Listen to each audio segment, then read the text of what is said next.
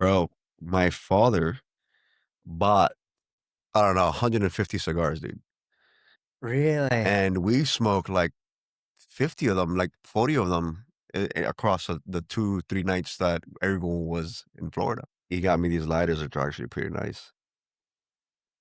And it was a great time, dude. Like, I couldn't have gone any better.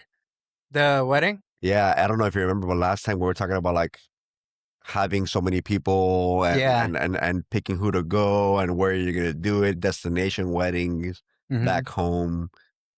And this is just touching off of because I was just watching the last video just now Yeah, over the dinner. podcast with Ram and Alex. Yeah, and me. Yeah.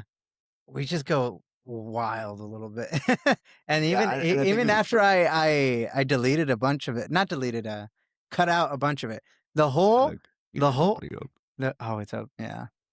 Dude, I've never had an actual like good cigar before. Like the ones I had last time, Hmm. they're from HEB and they're like $10. So, These are actually pretty good. They're from Nicaragua, mm. and Do you know who Theo Vaughn is? You do? Do you know that he's from Nicaragua? no, Mm-hmm. I thought he was like white. Like No, he's white. He's half white, half Nicaraguan. no shit. His dad was 80 years old when he was born. Yeah, no, that's an interesting. Yeah, that's pretty old, dude. Yeah, I couldn't imagine not growing up with. Well, I think it's different for someone who grew up without a father as opposed to someone who grows up with a really, really old father who just doesn't give a about life anymore. I wouldn't say it doesn't go, but like No, I'm saying like at 85, seen enough shit. 90, then it's like you're not going to go play catch with your kid, you know? Yeah, dude, and that's honestly something that I've always been scared of, and I've always wanted to have like a kid at a younger age, but I was Mhm. just never in the right spot. Yeah. And now that I'm getting older, and we want to have kids Mhm. here shortly, but it's just uh like worried that I won't be able to play sports with them, right? Yeah. Warm them up for baseball and play catch Or like yell at them for like, and chase them around the house. And don't flinch with beat the the ball. crap out of them. Yeah, sure. So Yeah. you didn't want to have kids before then, huh? I just was not in the right spot for it. I was Uh-huh. always like broke and stuff, and I'm like, nah, I can't have kids. And what am I gonna do? But so you've always had this feeling that you definitely wanted to have kids at some point? So my sister was born when I was 18, and it was a big shocker for me, huge shocker. And I Mhm. talk about this all the time, but um, so she was born when I was 18, but I also left my house when I was 18. So I never got to see her walk, talk, any of that stuff. Oh, yeah. But every time I would visit my family in Florida, it was always like time had flown. And she was also always way bigger, and she was no longer a toddler. Then she was a kid, and then she went from a kid to a preteen, and now she's like going into high school, dude. Yeah, Yeah. shocker. I'm dealing with the same thing with my little niece. And I guess the weird thing or the cool thing, however you want to see it, the cool thing about that, I think, is that like my mom had me when she was 17. So for me, I always had like a young mom.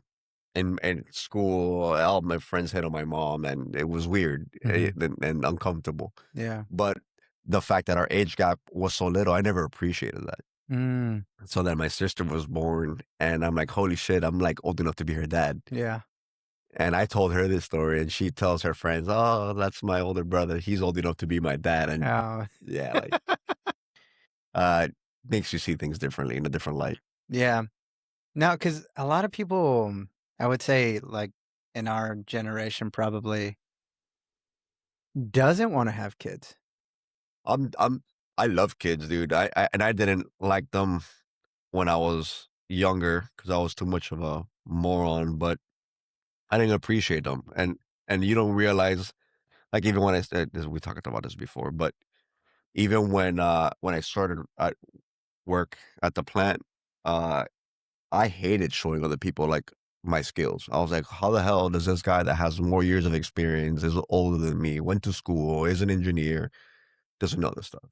And I was always frustrated about having to show people how to do their jobs when I expected them to do a better job than me. Mm-hmm.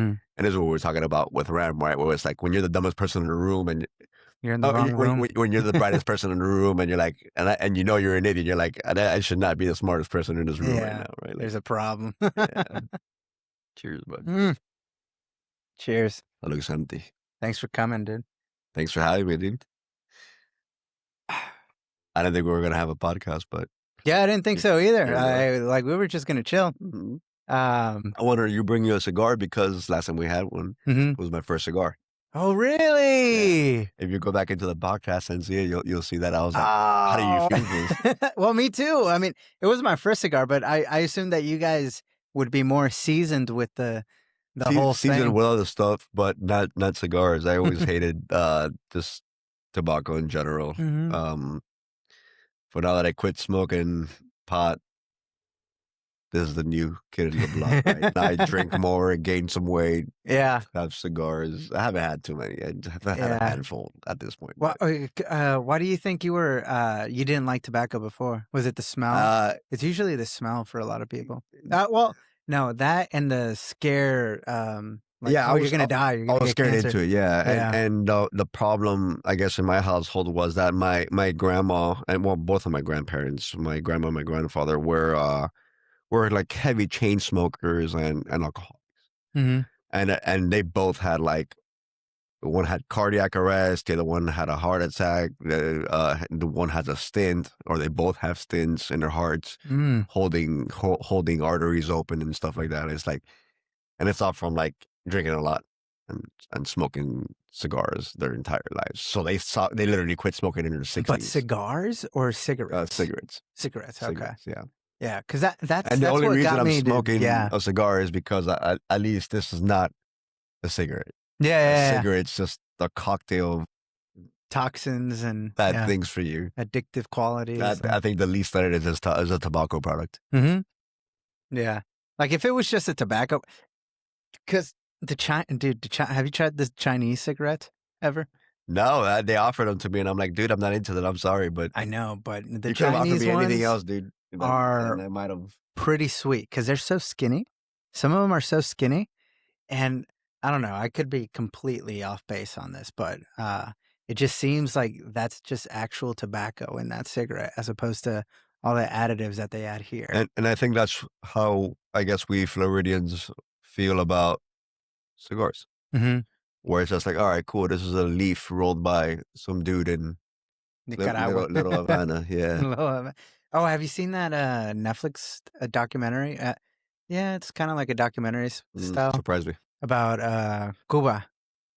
Yeah, it's this guy that kept visiting Cuba since like before the revolution, and he kind of details the changes of Cuba over the last 40 years to see like what has communism done? Like how did communism work in Cuba? And the thing is, it looked like it actually worked initially. It always does. Yeah. It worked in Russia too until it didn't. It works until it doesn't. Yeah. Like you could be, and that's the other reason I wanted to start this podcast, because I don't like these terms: communism, capitalism, Yeah, you socialism. can't talk about these things. I don't know what they Not in public, at mean. You least, know, yeah. I don't know what like the definition. I'm not a scholar. I don't study politics and all this stuff. So whenever we say these words, I don't say them from. What is communism to you? Exactly. To me, communism it's like a commonwealth type of situation where the tippity top, the guarantor of your food, of your energy, of your everyday life, everything is controlled and distributed from a central entity. But that central entity you pay into so that you have the benefits of having all that wealth and centralized in one location. It almost reminds you of like I don't know if that is communism, but like that. yeah. I mean, ignorance. I plead ignorance too. Like I don't know by definition what it is, but I just think of like almost like dictatorship, a combination of dictatorship and democracy at the same time, where you have some say, but you really don't. Yeah. And like you look at Chinese communism, right? It's like You're born into certain things. You're allowed to do certain things. You can choose what school you want to go to, or not, right? But like, uh, you can't just always do what you wanted to do. You get kind of put there by your family, your friends, your family, or like like your what do you call it, your community. Hmm. And it's always like a supply and demand thing. And so like, uh, they say that Cuban doctors are some of the best doctors out there, and that may be true, right? But it's like, uh, you can't own your own office, right? And if you do, the government can come at any time and take it from you, right? Like, Yeah. it's like, well, it's not your office anymore. It's our office now, and you just work for us, and you have like no, uh, Autonomy. you have no, yeah. And it's this perception that you do have autonomy, or that you can make your own choices until you walk into the wrong person's, piss the wrong person off, right? Like, Yeah. and it folds over all of a sudden into dictatorship, and then you get told how you're gonna do your things, Hmm. and then you look at Cuba today, and like people are starving, and this was before like the whole gas thing, right? Before they, I guess like Venezuela the thing. blockade, yeah, Yeah. yeah. So they were struggling before the Venezuela They've thing. been struggling for a long time. They've been struggling since like what, like Fidel Castro, right? Hmm. But why? Like, are they struggling because they themselves can't figure it? Like the government, the communist government can't figure it out, or is it because of U.S. pressure No, I on? think it's a whole like think of it of like of it as like a wealth thing, right? Like back in the Chinese era where you had dynasties, right? Um the reason you had your own states is because you were the wealthiest in the state, right? And you had that power because it was your state, and almost like queens and kings too, right? And obviously, we're far from that now. Even the queen or king today are very far from that. But then you go into Cuba, and it's like the richest person isn't really too rich, and then that person's running the country and then taking money from people. And we can say the same about Venezuela. Venezuela's probably just as bad or worse. And then it's all like internal affairs. Everyone's trying to get into each other's pockets, and then you get paid on the back end instead of the front end. And it's just this crazy thing where it's like at the end of the day, people can't survive, and that's why people leave on floating pieces of trash to try to get somewhere else. And up until I want to say like 2016, I think, or give or take. I think Obama stopped the wet foot, dry foot. I could be wrong, but just before Trump. And wet foot, dry foot policy was if you know how we have asylum. Cubans had an additional exemption where if they flee the country, and the way they flee is on these floating handmade barges. We call them rafts or balsas. We call them balseros. I don't know what you call Mexicans who hop the fence, right? Like it's the same translation. Yeah. And these are people who fled the country and entered the U.S. What for Mexicans would be illegally. Hmm. But we had a policy where if the Coast Guard stopped them before they reach land, they get put in a box and get shipped right back. To Cuba. Yeah, Uh-huh. I'm exaggerating, right? But like they get Hmm. put on a ship, they get fed, taken care of, and but they're like, hey, you're not coming, you're not allowed to enter the U.S. this way. Hmm. However, the wet foot, dry foot said if they touch land, they got asylum paperwork. Yeah, they got paid. Oh They basically wow. got paid to live here. Yeah. Uh huh. But it's such a risky voyage. It's only 80 miles from the closest point of Cuba to the closest point of South Florida. Dude, I struggle driving 80 miles. But it's not too bad. Like the problem is that the distance, that gap in between them, there's a lot of current, right? Hmm. Because you have the Gulf and then the Atlantic, and they mix there in the Caribbean, and they mix around Cuba. There's a lot of current out there, and people, lots of people. It's actually pretty low probability of even making it. So a lot of people died in this process, and this has been going on for like 30 years, dude. Do you think there's an estimate of how many people have died I making the journey? No, but I'd say I think it's more unlikely to get here than well, to Florida Yeah. than survive the trip. Yeah. Very few people came on planes at the time. Yeah. Yeah. What do you think causes a person to risk it all? Not being able to do what you think is right for you and your family. Mhm. So like my parents left Venezuela when they were kids, 16, 17, Mhm. and they fled here, Right. right? Looking for a better life, a better world, right? Yeah. And everything that they worked for, they do for us, right? Mhm. I don't know, you're firstborn. Yeah, yeah, yeah. Yeah. Yeah. So your parents are all Uh-huh. and everybody around you are immigrants Yeah, pretty much. up until the point where like what, First generation 90s? first generation in America, yeah. Yeah, me too. Yeah. The whole like my whole freaking family tree. And and it's a weird situation, I would say, because I like what is your identity, you know? And is that even It's very important? confusing, right? Because when you talk about what like where you're from, you're like, oh well, I'm from Venezuela. Mhm. And then you tell people like, oh, so like, what age did you come here? And I'm like, hold on, I was actually born here. It's a long story if you want to like go that route. Then right? And so then you have to explain yourself. You're like, well, my parents are Venezuelan, both of them, because they always ask like, oh, both of them or is just one of them? And I'm like, no, both of them. They're both Venezuelan. And then they had me here in the States, and it's just who are you, right? When I have been to Venezuela, I'm the gringo, and then here Hispanic, Mhm. even though I was born here. And then you go to like California or something, right? And then it's like, okay, cool. At least there's cultural diversity, right? But the first time I left South Florida and I was in like North Florida, Georgia, that was my first real feeling of being an outsider, because where I'm from in Miami, it's commonplace. The minority is white people. Mhm. Everyone is like 80% Cuban. I'm throwing numbers out there, right? Like Mhm. 80% Cuban, and like everyone else is like other. Yeah. Yeah, and it's very well mixed in the 20%, Mhm. but the majority of people are Cuban. Billboards are in Spanish.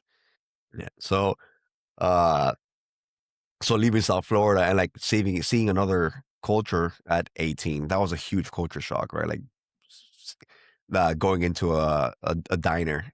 I think I went to like a Sonny's barbecue, and I was like, Mhm. "Ooh, ribs!" And I go in there, and I'm being myself, right? Dumb 18-year-old. And I walk in, and as soon as I open the door, like the restaurant goes quiet.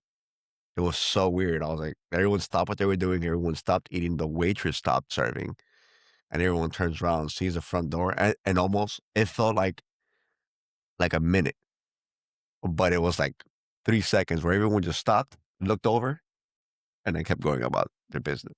Mhm. But I had never seen that before, which it was such a shock to It's be like in an the old minority. western and you enter the bar and Yeah, yeah, you everybody's bust the like, doors open and everyone's like, and then it continued. Yeah, "Mhm. yeah. And I Yeah. was definitely the minority to say the least in the demographics there. So Yeah." Well, that's the thing, because 'cause I've never felt that. I was born in Idaho, grew up in Colorado, and then, went to high school, college in Oklahoma. And throughout that whole process, I can't recall one time where I felt like, the outsider, I guess. yes. Cause, cause I I didn't know was that o was a thing. yeah. Like how Ram said, like he didn't know his name was Ramiro, Yeah. and it was like that. Like I didn't know my last name was Valbuena, and I was like in kindergarten. I was like, what do you mean my last name? What's the last name, right? Like, and she's like, oh, pulls out my paperwork, and she was like, this is how you spell your name. Yeah, yeah, Yeah, and I was like, no shit. And I go home and I ask about it, and yeah. hard to explain to a kid, right? To a 5-year-old or whatever Yeah. it is.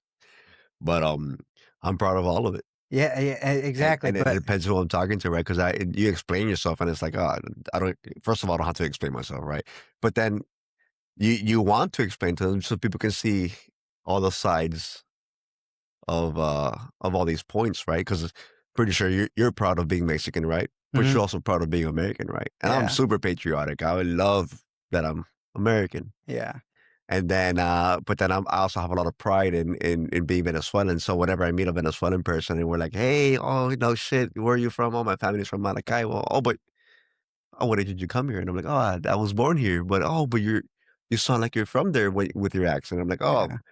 well, Spanish is my first language. And they're like, but what do you mean you were born here? It wasn't your first language English. And I'm like, no, my parents didn't know English. Hmm. And when you're a baby learning language, your language is your mother's language. Yeah. My mother's language was Spanish. Yeah. So then I learned English. I didn't know anything of English until like what, daycare, 4 years old or something. When you're already speaking one language and then all of a sudden you get thrown into another one, Yeah. and it was it's interesting how depending on who you talk to, you can always relate to them Hmm. because, for example, like in California, the cultural diversity is a normal thing. Mm. So it doesn't really matter at all where you're from. And the same as in South Florida. At least in South Florida, you weren't the minority, you were the majority. So there was no like association with being felt like you were an outsider. Hmm. And but then leaving South Florida or even coming here, right? Like here in Texas, actually there are a lot of more Venezuelans than there were before, but it's such a small community, and it's getting bigger, but it's a relatively small community when you compare it to Mexicans or even white people, right? Like, um, it's funny how in all these places my accent has always changed. And when I lived in Orlando, Florida, the demographics is a lot of Puerto Ricans, Hmm. and you're still Hispanic, and you still fit in, right? Because you speak Spanish. And then in Miami, I'm Venezuela, right? But everyone's Cuban. Hmm. So I had a Cuban accent. At one point, I had a Puerto Rican accent, and now I have a Mexican accent. And my mom laughs, right? Like she's like, "Oh my god, you sound Mexican," and I'm like, "Yes, way," like, "No mames," way. And she's like, "Oh, never heard those words." Yeah, yeah. When I first started, I didn't understand what Mexicans were saying. Like the Spanish is very different. It's completely different vocabulary, different Yeah. words. Sure, Same. they're same whole words, right? But there was a lot that I didn't understand, and I'm like, what does that mean? And I'm open. I'm like, kick the door open, right? Like, what the fuck does that mean? And they would laugh and be like, all right, that's this. And I'm like, oh, okay, now it makes sense now. And like, there's some guys at work that are always like translating for me, like Mexican Spanish too, like explaining the joke kind of a thing. Watched the FIFA game, World Cup. The Mexico game yesterday? Yeah, that was cool. Yeah, it was. I mean, never watched a soccer game in my freaking life. Really? You've never seen a World Cup game? Dude, that's the thing is that, I like, mean, soccer's not, to me, like, I never watched soccer. I did I've never even watched think more about it. Major League and even basketball. And I don't like basketball, but like even NFL, right? Like Yeah. Same. I'm into not into any sports at other all. sports. Hmm. And I hate like watching sports on TV. I Hmm. see how like everybody like jumps up and gets excited, and I'm like, why am I not as excited as you are? Yeah, yeah. It's a little awkward. Yeah. I But think you have to I enjoy thrust it through yourself everybody into it. else. Exactly. Exactly. That's how I feel about the World Cup is that it doesn't matter if you're um like from Chile or South Korea or whatever. Like the excitement of the people that do get Fanatics, animated yeah. from it, like it's infectious, right? So it's like, oh, it's a whole vibe, It's you a know? hype, yeah. Yeah, yeah, And you get hyped to it yeah. Hmm. as the tension builds in the game and Yeah, and then the plays are goal being made. happens and everybody goes wild, and you're Yeah. like, Yeah, but the same like could be said about every other sport, right? right, You but hit a I home think run in I think baseball. it's a different vibe for the World Cup and for a I just goal in a learned that World it was Cup. a 4-year thing. And I'm like, Yeah, oh, this is a like Olympic status kind of a thing, exactly. right? Like happens once every 4 years. What the Yeah, hell? I actually think the World Cup gets more views and attention than the Olympics. That's crazy. Yeah, and like countries pay out the ass to get the World Cup to be hosted in your country, and there's so much corruption involved in I bet. in the I whole. bet. Because like the US ends up being the minority there. The rest of the world is in on it. Hmm.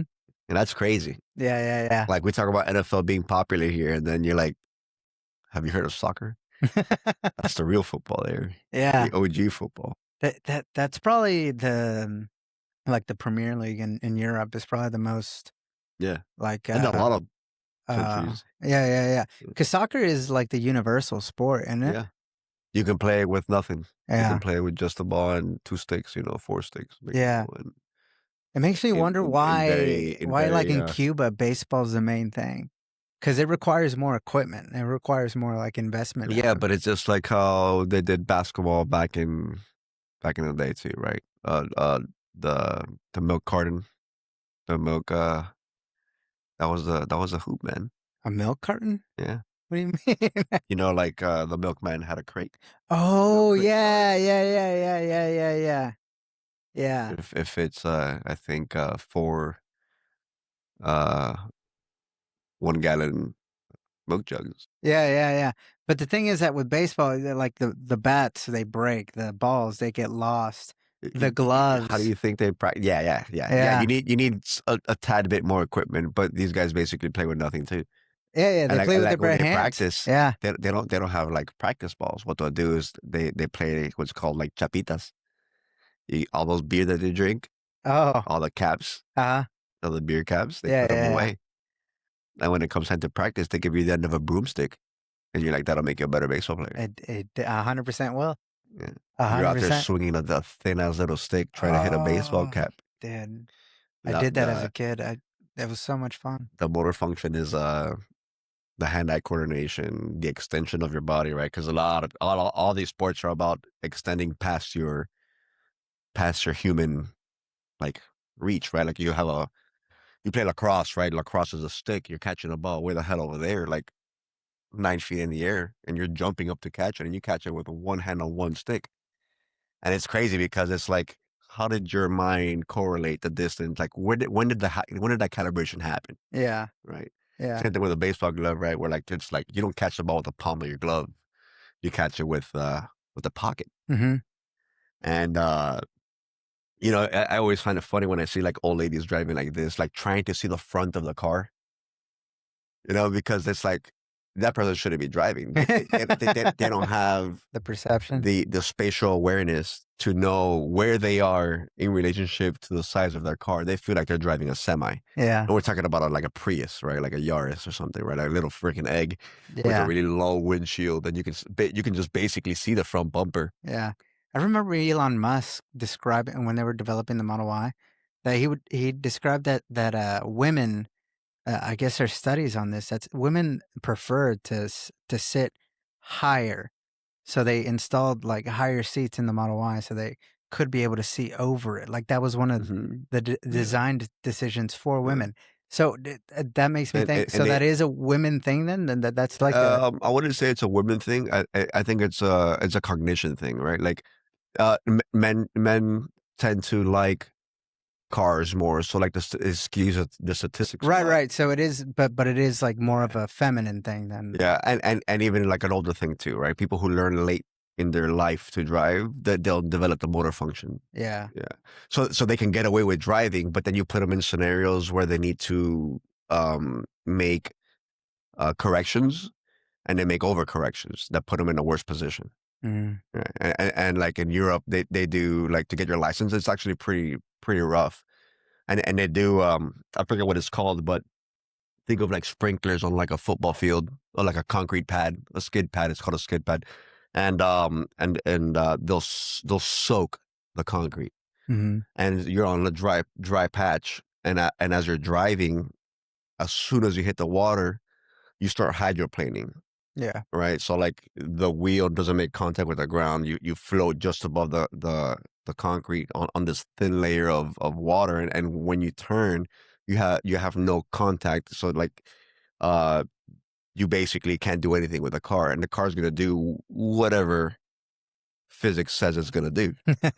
And there's method to the madness, right? Like you got to come off the throttle, but you can't touch the brakes. You touch the brakes, it's going to want to flip around, and if you overcorrect, whichever wheel gets traction first is the one that's going to start redirecting the car. And if the wheel's in the wrong direction, it's going to take you in the wrong direction. And it's like driving on snow, Yeah. right? Where you have like this loose sense of control.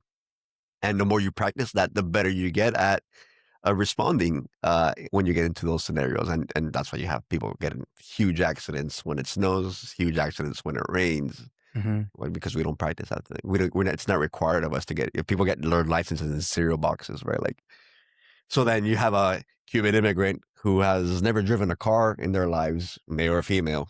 Forget about it. And they get into a car at 50 years old in Florida. But driving is just like any other sport. And then for a lot of us, Alex and I, Alex's brother Eddie, we spend a lot of time doing stupid things in cars. So we basically trained at a very young age to play this sport, right? And sure, we did it not the right way for a long time, but for the most part, we chose to do it the right way, wearing helmets at a closed track, and it's crazy what you can do when you feel like there's an extension of your body, and it can be as big as a car, Yeah. right? Yeah, And I mean, that's the difference between, like, a mechanical type car and a electric car, right? Because you feel connected to the car, as opposed with an Yeah. electric car, it's, Yeah, because the problem with electric cars, and I'm not saying it's a problem, right? It's a feel thing, especially when you come from feeling things, right? Like these older guys who are hardcore V8 guys. Mhm.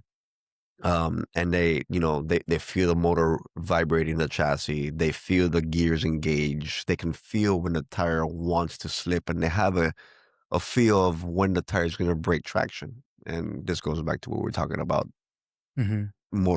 fine motor control for when you lose control. This is the art of drifting, right? Like Yeah. it looks like it's uncontrolled, but it's very controlled. And they get points for like getting really close to walls and stuff like that. Anyways, um, then you put those older guys in like an EV, and they're like, this just feels weird. And you can floor it, and they're like, that feels amazing. The coolest part of an electric car is the 0 to 60 part, Mhm. right? And then you can buy a base model 3, and it's probably gonna spank like 80% of the cars out there, Mhm. but it doesn't do it for them. Yeah. Just doesn't do it for them. Yeah. And it's this whole thing where like the way it worked back then was on the accelerator pedal there was a cable, and that cable went directly to the throttle body. What you would call like the butterfly. I don't know if you see like Fast and the Furious when he like revs the engine and Yeah. like the flap opens up. That was like a cable linkage, Mhm. just like a bicycle brake, right? So you feel the brake, and if the tire wobbles, it wobbles against your brake, and you can feel it. It's yeah, and then you get into these EVs now, and even regular cars, because we got rid of the cable a really long time ago, Mhm. like early 2000s.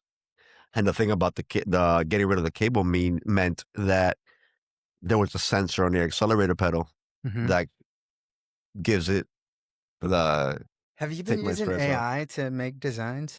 Not designs, but I've been doing a lot of cool stuff with AI recently. Uh-huh. Like what? They've been pushing for us to use this AI platform. It's very powerful, and Very. it's cut our workload a lot. And like for example, me, like I'm very hands on, so for me it's very difficult to be hands on and then stop what I'm doing to like write a report about what I did and justify my existence. Yeah.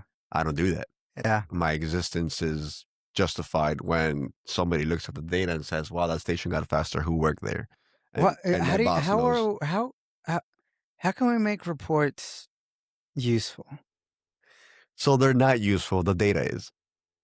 Right, right, but how do you make, cuz do you think that there's been occasions where you look back at a report that was made back a year ago I don't. exactly, I It's don't think anybody does, right? it's a skill, and either you know what you're looking for or you don't. Yeah.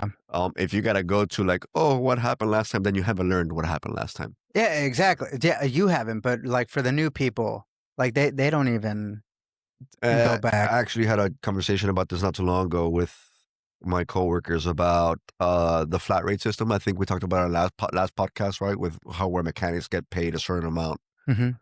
per job. So regardless of how long it takes, it's your own problem. Mhm. It's a skill issue, and we don't have that conflict at work. They refuse to perceive it that way, probably because they don't have the skill set either, like in the leadership structure. Yeah. And then so what happens is there's certain jobs, and we can talk about like my boss, right? Mhm. Who's very technically inclined, Mhm. super technical, very super bright guy, and so the way he assesses the problem, it's very methodical, and you can say the same about myself. And even though we have different backgrounds and different experiences, you can say that we can get to the same conclusion most of the time. Mhm. And I'm talking about completely different thought processes, but we have a process, Right. and the process comes from a technical background.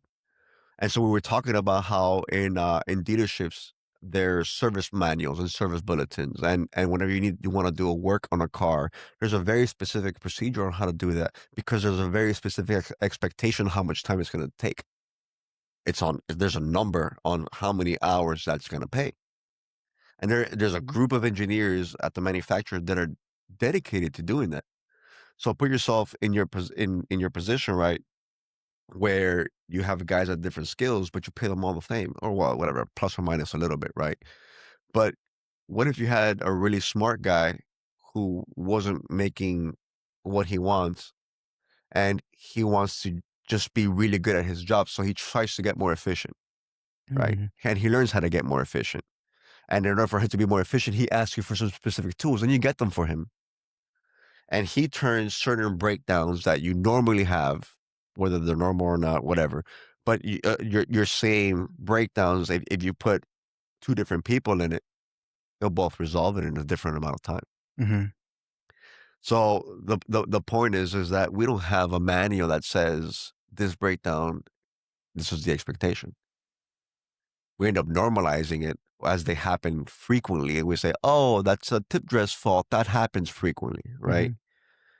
And then all of a sudden it gets thrown under the rug instead of setting an expectation that says a tip dress fault should take no more than 6 minutes, Yeah. right? Whatever number you want to throw out there, right? But like it's a 5 minute fault. Mhm. If it takes you longer than 5 minutes, then it's not a tip dress issue. Yeah. How do you put that on paper? Mhm. Who's responsible for that? Yeah. So that's my dilemma because when it came, that's the skill set that I brought, and then I realized that the skill set's just everywhere. And there are people who had less skill getting paid more, people with more skill getting paid less. And it's just it doesn't make sense that we go about our day-to-day routines without really having a good expectation of what people in what level should be understanding what at that point, right? Yeah. And you think we could use AI to help better define that? Yeah, so like what I was saying about the manuals is that there's a whole group of engineers that are designed to do very specific tasks, and these are engineers who know how to do these jobs. And they say, well, you got to take the bumper off first so you can get to the headlights. And if you're going to do both headlights, you're not going to double dip on removing the bumper. So if removing the bumper and doing one headlight is 1 hour, removing the bumper and doing two headlights is 1.2 hours, not 2 hours, right? Um, I think that when you start gathering all the data, if we could, because we don't, and you start putting a name to a breakdown or even a fault, right? And just start allocating all this information together, you'll see where your skill set really is or who's actually responding to these issues. Mhm. Because we're all supposed to be taking a lot of this load, but I've said this in the past, right? There's 20% of the people doing 80% of the work. Mhm. And that 20% is probably the one that's not getting paid enough. And they're Yeah. working to get paid enough and they get promises that are broken. Yeah. And what I think the real issue is. Getting the data is probably the hard part, but the data is the most important part. So like Yeah. writing a report is useless. Mhm. But you use I've AI for reporting now. so since I've never really taken like self-reporting seriously, that's where I wanted to start. And I said, well, how can I automate a reporting system that can, uh, I guess, account for my time, right? Out of how many hours a day do I spend on the floor helping people out, Mhm. responding to calls? And it all started with that, right? And I was like, okay, cool. I'll learn how to make a Jira ticket, right? And then I start automating that part. Mhm. Then I said, well, um, what if we have a downtime report, right? Well, then I guess I can paste the link of the downtime report and use that to populate my SDR too, my Jira ticket. And then it got into like, well, there's usually a picture somewhere.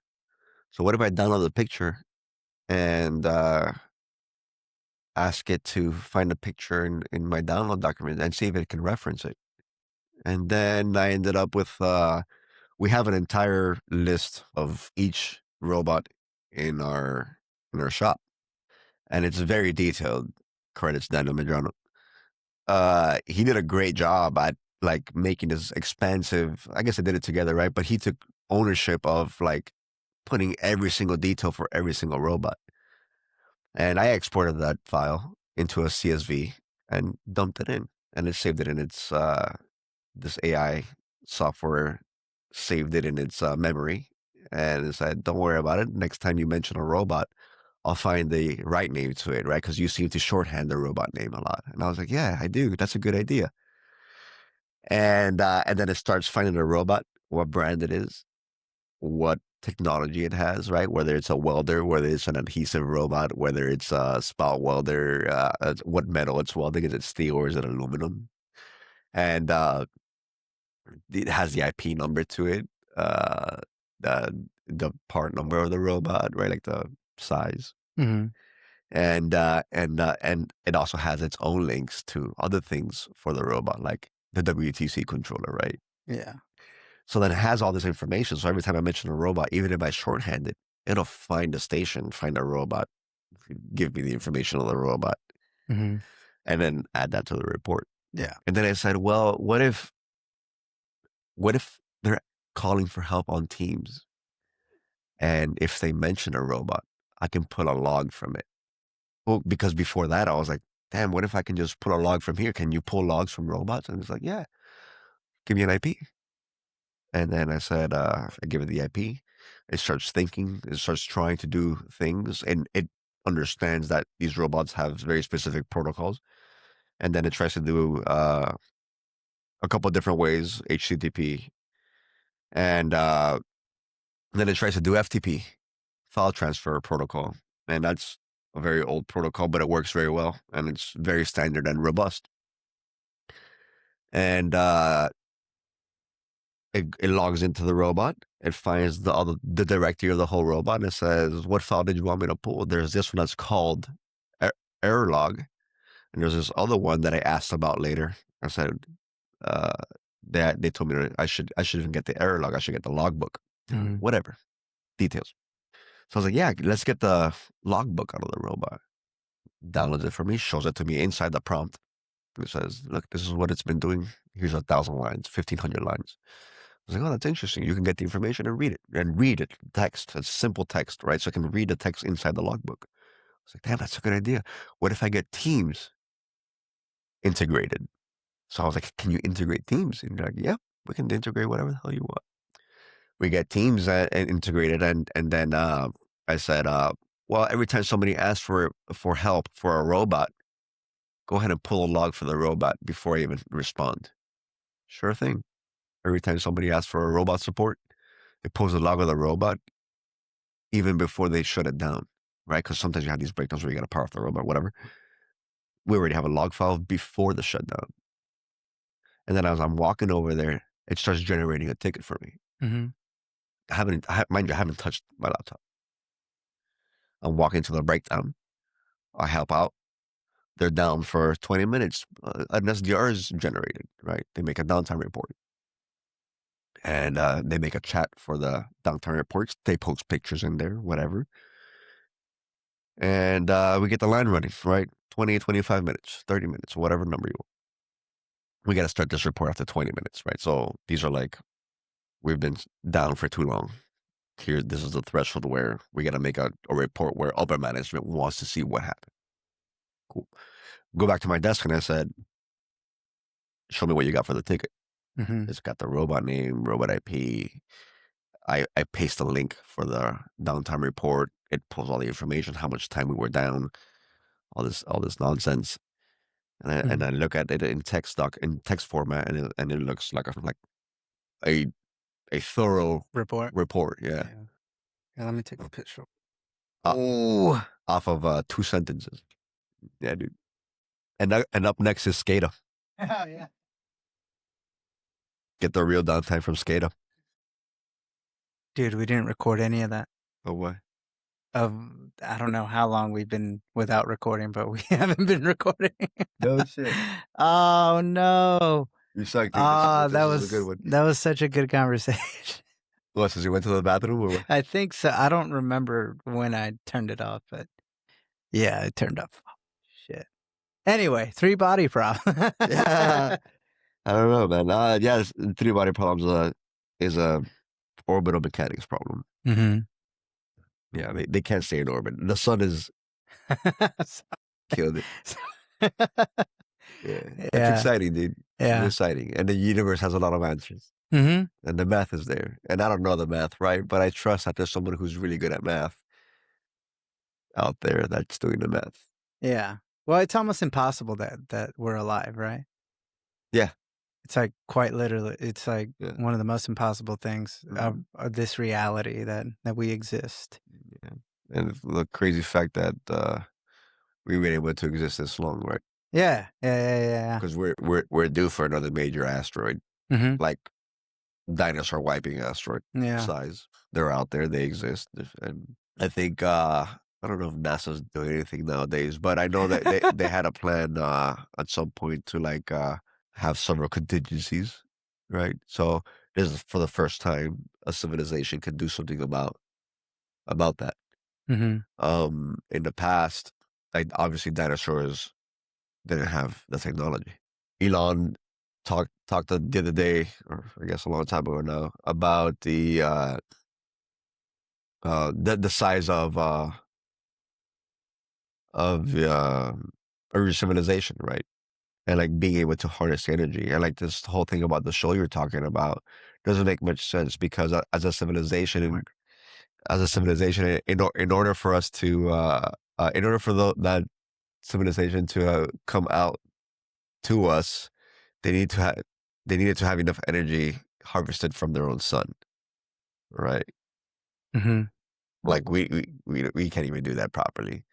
We can't Yeah. even I eat. think they use like dark matter or whatever. Like it was a self-perpetuating type thing, but Perpetual physics doesn't exist, but math. You've seen those videos, right? Of people trying to, yeah, you put a generator on your Tesla. The motor is an alternator. Yeah. yeah. Yeah. Exactly. The whole, Yeah. the whole point being that uh, matter can be created or destroyed, right? Energy comes from somewhere, right? So energy in equals energy out minus the inefficiencies, right? Yeah. And nothing's ever 100% efficient, right? Yeah. Unless it was a point of creation. Well, yeah. Yeah. Cause like the Big Bang, right? Like the Big Bang is like accepted for most people, right? Yeah. I mean, I guess it's what we're taught in school, right? Mm-hmm. But they say that it's not the first Big Bang. It's not the first Big Bang? Right. So there was something before? They're very well may have been. Mm-hmm. Because the theory behind the Big Bang theory is that the universe is expanding, right? Yeah, but in order for it to have expanded, it was that it needed to have imploded first. Imploded? Yeah. Like if all the matter came from the central point and we're all expanding away, right? That means that it had all collapsed before, in order for it to have exploded. The same way the stars um have their end of life, supernova, Mm-hmm. right? Yeah. They end up swelling up until they can't withstand their own gravity anymore, right? Red giant, right? Yeah. Beetlejuice, Yeah, big, yeah. biggest Oh yeah, star. that was mind-boggling, like learning about these like red giants in school and stuff I like that. loved it, dude. I was such a Yeah. dork for that. Yeah, Same. and I still am, right? Like I Yeah. love understanding. Like I wish I would have taken this as a career path, right? Like Exactly. Yeah. As a kid, that's you know when as a kid they ask you like, what are you gonna be when you grow up? Like all I wanted to do was something in space. yeah, I didn't necessarily want to go up in space, but I definitely wanted to study. I wanted to understand it. I wanted to yeah. look at I thought pictures about all the the whole Mars time. thing, going to Yeah. Mars. Yeah, Yeah. Oh, I yeah. always thought I was a good candidate for that. Even like before the Martian came out and stuff like that. As a kid, Uh huh. Yeah. So you would be willing to like sell all your assets Not here anymore. and no, not anymore. Oh I yeah. mean, uh, we were talking about like uh helping other people come up, right, and like make something out of themselves, and how I wasn't always that way, right? And uh we humans are working too hard to fight against each other. So going out to Mars would be for whose benefit, for the civilization that we're trying to save, or the one that is going to destroy itself, like which is it? So You're talking. So you're saying the reason we want to go to Mars is because we want to save civilization, but you're saying that it's the no, same I mean, civilization that wants to destroy itself. yeah, I mean, how I wanted to go before, because I wanted to help the world be a better place, but as you get older you realize that we're not really good at that. Yeah. Yeah. Well, you get to the point where it's like, hey, you want to make a difference in the world. Well, first you got to start with yourself. Yeah, yeah, yeah, you're right, and that's Yeah. one of those things that, Yeah. like I was saying, I was like, man, why the hell do I gotta teach this guy how to do his job? He went to school, he makes more money than I do. Yeah. And one of my managers, great manager, she was like, "Oh, um, that's her job." And she wasn't even my manager anymore. I called her like crying. I was like, "This is stupid. Like they don't appreciate me here." And and she's like, "That is your job. Your To job. not be appreciated. No, your job is that regardless of what you're doing, you should always be helping other people get better at their jobs. Yeah. That's what makes you a better leader." Yeah. And I never thought about it that way. I was like, "Damn," made me feel like ungrateful about those things, right? I was like, "Damn, you're right." Like imagine all the shit that she went through to be where she was at, right? Yeah. And she was very selfless about it. Hmm. And I was like, "Damn, like she's right." And that's one of the things that completely changed my mindset about like going from uh like not being excited about showing people how to get this information and how to get good at what you do, and how to enjoy it, right? Because I always talk about how I stopped working a long time ago, right? Like I go to work and I do it for fun. And I could be doing other things, and I genuinely like what I do. And like Yeah. right now we're doing like vision systems, right? A lot of vision systems. It's such a big thing now, and started working on a new project with a new kid. We got an intern, and it's the most fulfilling thing, dude. Like inspiring somebody to be somebody. Great. Yeah. Somebody important, yeah. Somebody useful in this world. Yeah. Yeah. Yeah. Yeah. And I definitely feel that way about it now. I feel uh like going to Mars wouldn't be as It's not enticing as enticing as it used to be. yeah, You found fulfillment here. because of what you we were talking about earlier about feeling um like you belong somewhere. Yeah. So I feel like I'm doing my part in the world to do something different, Hmm. but to be a better place the only way I know how to. Yeah. Yeah. Belong here, dude. Yeah. We all belong here. Yeah. I mean it's Yeah. the Yeah. only Yeah. place to be. Yeah. Imagine. Where are you gonna go, Mars? Yeah. We all got to be pro life no matter what. I think. Like, I don't think there's really a situation where you should want death for anybody. Or like even the idea of like not having children. I feel like that's already on the path of like not appreciating like what life is. Yeah. Or like even with women, like now I think they like we value their physical appearance more. Like that's what they get That's valued what I was talking for. about. Like, Yeah, on Instagram yeah. and all this stuff. Like that's where they And, get their and value what's from. crazy is that no serious man would date any of those girls. Yeah, yeah, yeah, oh, yeah, yeah. No Yeah. serious man, but like they're gonna get attention no matter what. Yeah, but that's not a good thing. Yeah, but where the attention should be focused on is that these these women have a capability of bringing life into this world, and that's something that like as a man you'll never be able to achieve. You know that's not something that you can achieve. It's just Yeah. It's like an impossibility. Yeah, I mean, some people are confused about it, but yeah. Some people are confused, but and then that goes back to like what are your values? What is base reality for a lot of people? And base reality, I feel like a lot of people don't know what their base reality is. Where what is a woman? What is a dude? Oh, Like yeah. like Oh, yeah, you dude. thought that was all very People thinking that they're fucking dogs and cats and shit. for Like, what the dude? All right. all right. You can feel however if you feel like feeling, dude. You can do whatever if you want. Yeah, well, the thing is with me, it never really bothered me. The only time the point where it started to bother me is when they wanted to I'm start gonna read you. on kids. On me, I mean, like I'm an adult at this point, right? Yeah. Like you could try to impose whatever you want on me. I'll just Yeah. tell you to fuck off. But like when Exactly. you try to make kids accept that as like a normal thing, as Yeah. a good thing, like And that's what they're teaching in school instead of teaching them how to do their taxes. yeah, That that's my little rebellion right there. 'Cause it's tweaking. yeah, Yeah. exactly. It's like you So just don't fuck with What kids. happened to workshop? Workshop. Oh I yeah. had older people tell me about workshop, and Oh, you're gonna get me started on this whole school thing, dude. Like I've dude, been on this whole I hate the yeah, school system. I yeah, think it doesn't do us justice, and we pay for it, which is the crazy part. yeah, yeah. It's just like an indoctrination system where Uh, before you if I get wanted to go to indoctrinated from your church, I'd go to family. church. Yeah. Yeah. If you what? And if I wanted to go to church and be a part of, I'd be more religious, right? Like, Yeah. so why is school forced on you, but like not religion, right? Like, oh, okay, we get to pick that one, but we don't get to pick school. Yeah, yeah. You have to go to school. Uh-huh.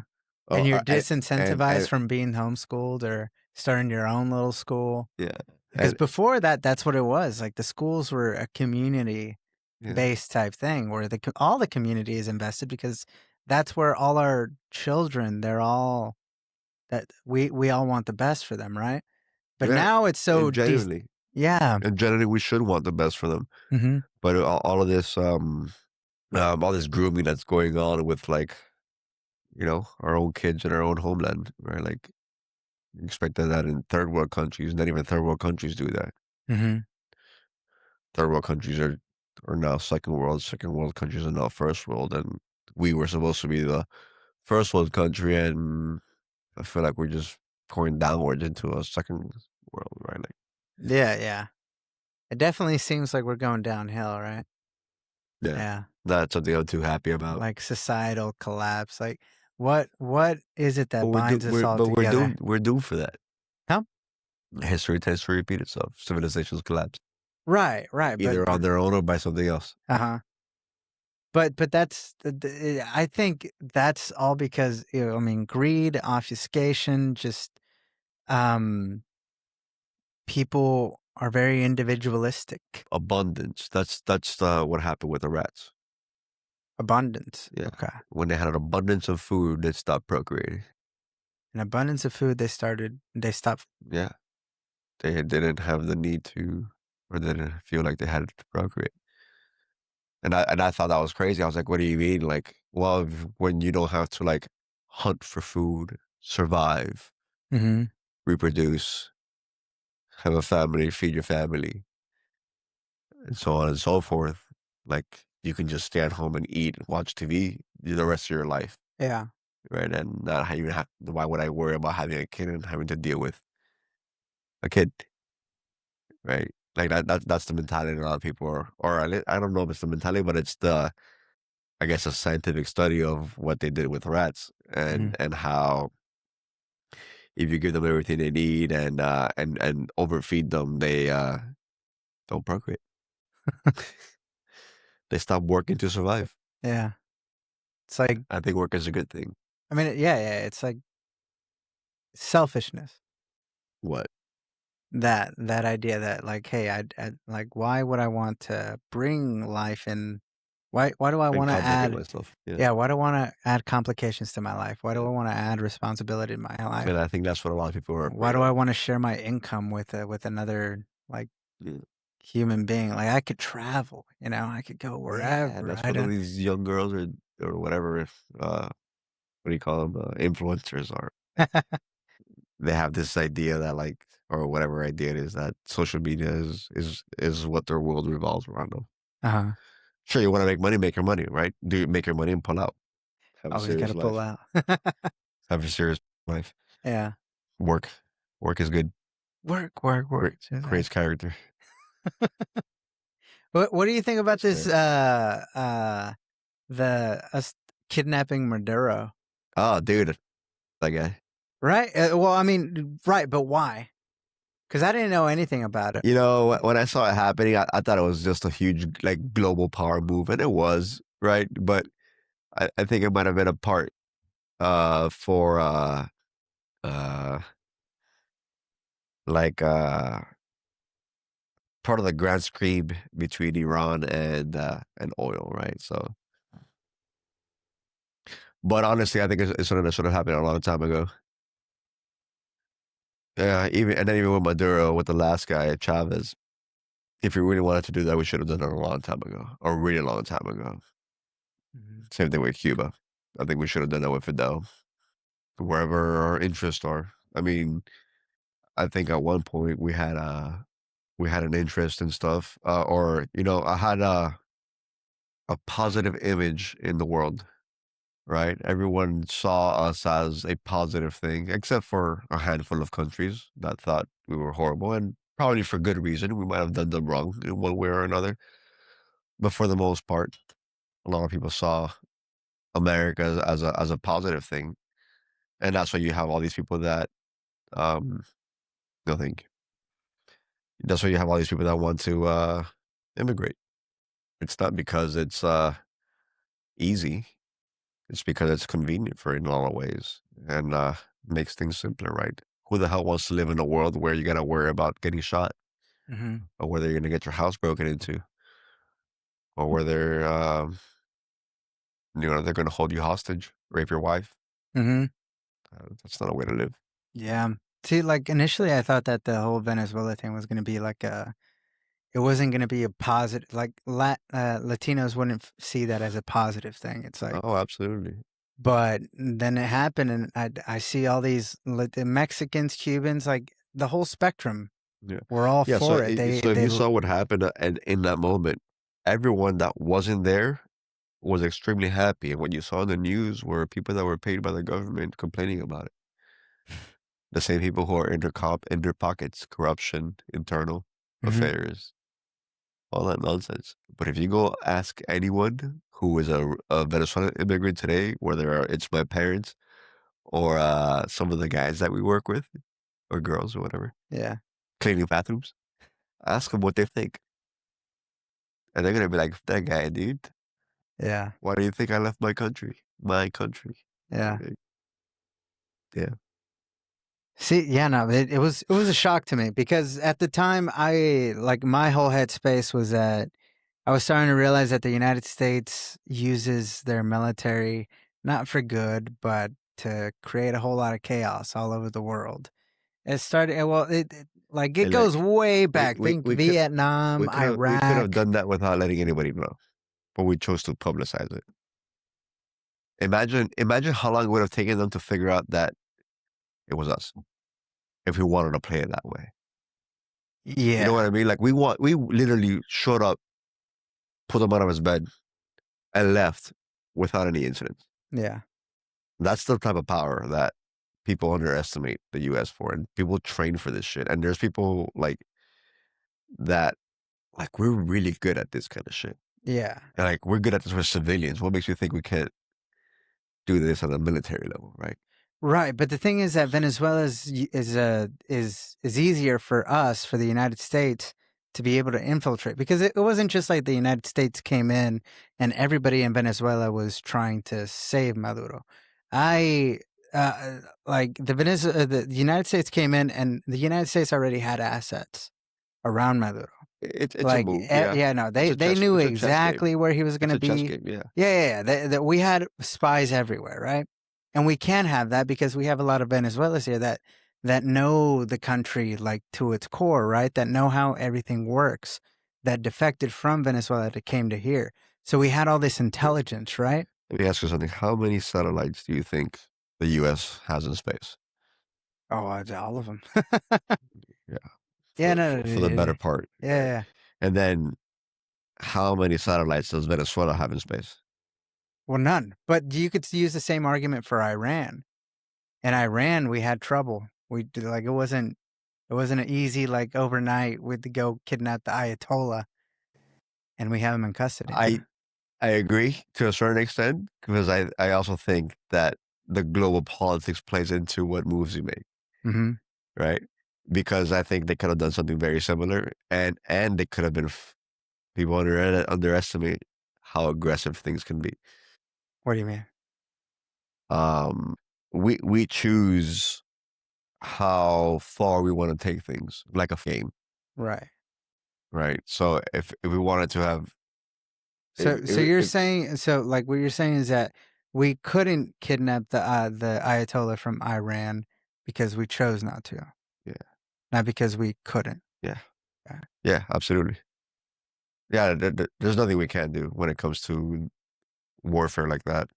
We Hmm. definitely have the most advanced position. What they have is natural protection, right? Yeah, but They have why would mountains we want to do that though? Why would we want to leave the like uh, that just doesn't like make any sense. because that would be a bad guy in everyone's eyes. That's But why. we already are the bad guy in everyone's eyes. But we have been for a while now. Exactly. So like why do we care whether or not we're the bad guy or the good guy? Cuz it explained like the intent that Look, was you ask me, and the whole point is do what is right. yeah. What's right? Is it because you want oil? Then I don't think that's what's right. But if it's because it's a real problem and the whole like terrorism organization, because human rights and stuff like that, then that is more justifiable. But that's exactly the point where they're using these words thrown around to, one group is saying that we're doing it for oil, and they're probably not wrong. Yeah, no, everything revolves around like power and oil Yeah. gives any country power, yeah. And it shouldn't be that way, right? Because that's not what's right. It shouldn't be about power. It should be doing about what's right. And this is what we're talking about, like aliens and shit, right? Like where it's like we don't do what's right for each other Mhm. as a global community. We aren't a global community. We're like independent little micro powers or superpowers. And that's what's wrong, period. Right. So if you want to infiltrate Venezuela and take out the president because he's a bad person, I'm all for it. Mhm. You want to do the same thing in Iran because he's a bad person, I'm all for it. Yeah. And help them put their infrastructure back together. But how do we determine who's a bad person? They can say the same about us Yeah. because I don't think we're that good either. We aren't that good of people, Mhm. even in our own land. And Yeah. that's my point, that we're not doing what's right in general. Just us, them, everybody, same melting pot. Right. We're But in the same. I guess what I'm trying to like get to is regardless of whether or not we're doing something right or wrong, I guess why are we doing it? That's kind of what I try to figure out is like whether or not it's a right thing to do or the wrong thing to do. Why are we doing it? Does who does it benefit? Does it benefit the United States? Does it benefit the current Western hegemony, the superpower that is the United States, Europe, and all our partners around the world, Israel and the Middle East? You Like know, like who does that it, benefit? it, it it's so hard to like even have that conversation, right? Because without looking at it that closely, right? Like without all the information on the table, and you say this is why. Yeah. It's kind of hard to say, right? And there's people who are doing that, right? And I want to believe that that's what they're doing, that they're making the right choices. But from our puny little eyes, from where we sit, it's a lot of misinformation, and that's today's warfare, right? Misinformation, Yeah, yeah, yeah, right? definitely. Yeah. So it's kind of very hard to tell with the shit you see on Instagram, Yeah. Or right? on CNN or Fox or Whatever. yeah. They're both saying the same thing in opposite ways, just to lean left or right. And that's the thing, right? That wasn't the thing before. That wasn't a thing before. It wasn't a thing to get judged by what party you were involved with. You don't think so? Not the way it is today. Like, So today you're either far left or far right. There's no in between. but wasn't that always the case though? Like for like in the United States, I guess my perception is just from the perspective of living here. Because here, since I was born, it's either you're either far right or far left, and you always fight. Before we used to debate, we Uh didn't huh. debate anymore. We just yell at each other and call each other stupid. Mm-hmm. Do Right? you think people used to debate though? Parliamentary procedures is a thing Yeah, but a lot of it is theater. Like I because could say that I'm pro Israel because today and give you a good explanation as to why, because but then tomorrow I could be anti-Israel and I could give you another coherent because explanation we as to why. could because we started putting people on TV for likes. On TV for likes? Yeah, Like when you say TV, are you talking like for the attention. traditional media, like corporations, or like No, like big um influencer uh type? yeah. So once you broadcast it, you can reach more people, Hmm. right? Because before it was a methodical thing. It came out on a newspaper the next morning. You heard it on the radio, right? And if somebody spoke a certain way and it was too vulgar, it was frowned upon. Yeah, But look how our president speaks. yeah, So what do you think happens in the House? It's trickled down. Now everyone in the House speaks to each other that way, you know, either condescending or disrespectful tone. Well, Well, you think people were respectful to each other, like not public, like privately, when they would debate these even issues? in privately, they might have been disrespectful, but when they showed face, they at least put up a front and try to be more civilized about it. And that's what's defined as being civilized is being able to have a conversation without yelling at each other. Yeah, That's what debate is, yeah, right? Being able to have a disagreement and have a full blown conversation about it. yeah, And I think people have a hard time grasping that, especially nowadays. And that's what's changed, right? Once you put a TV inside of a judge's room, right, inside of the house, and people start making the news for hmm, certain things that they say, and they end up getting more votes because they were more vulgar about things. To a certain extent, it might be okay, but not when everyone's doing it. It loses its power. yeah, But everyone's not being disrespectful to each other. I don't know if that makes sense. I feel like we're digressing in civilization, yeah, as being a civil, right. which was the whole point. So if we're digressing in civilization, I guess we should still try to discern what's Like how far are we away right from from wrong. Like what should we be supporting, I guess? Like what where should our eyeballs be? Like where is the, the truth? I guess yeah, the, that the, at the, the core of it, where is the truth? this is what we were talking about, doing what's right, Yeah. right? What is right? Well, what's right should be protecting the only planet that we have. Uh-huh. Whether you believe in greenhouse gases and environmental stuff, right? Like believe in whatever the fuck you want to believe in, right? Yeah.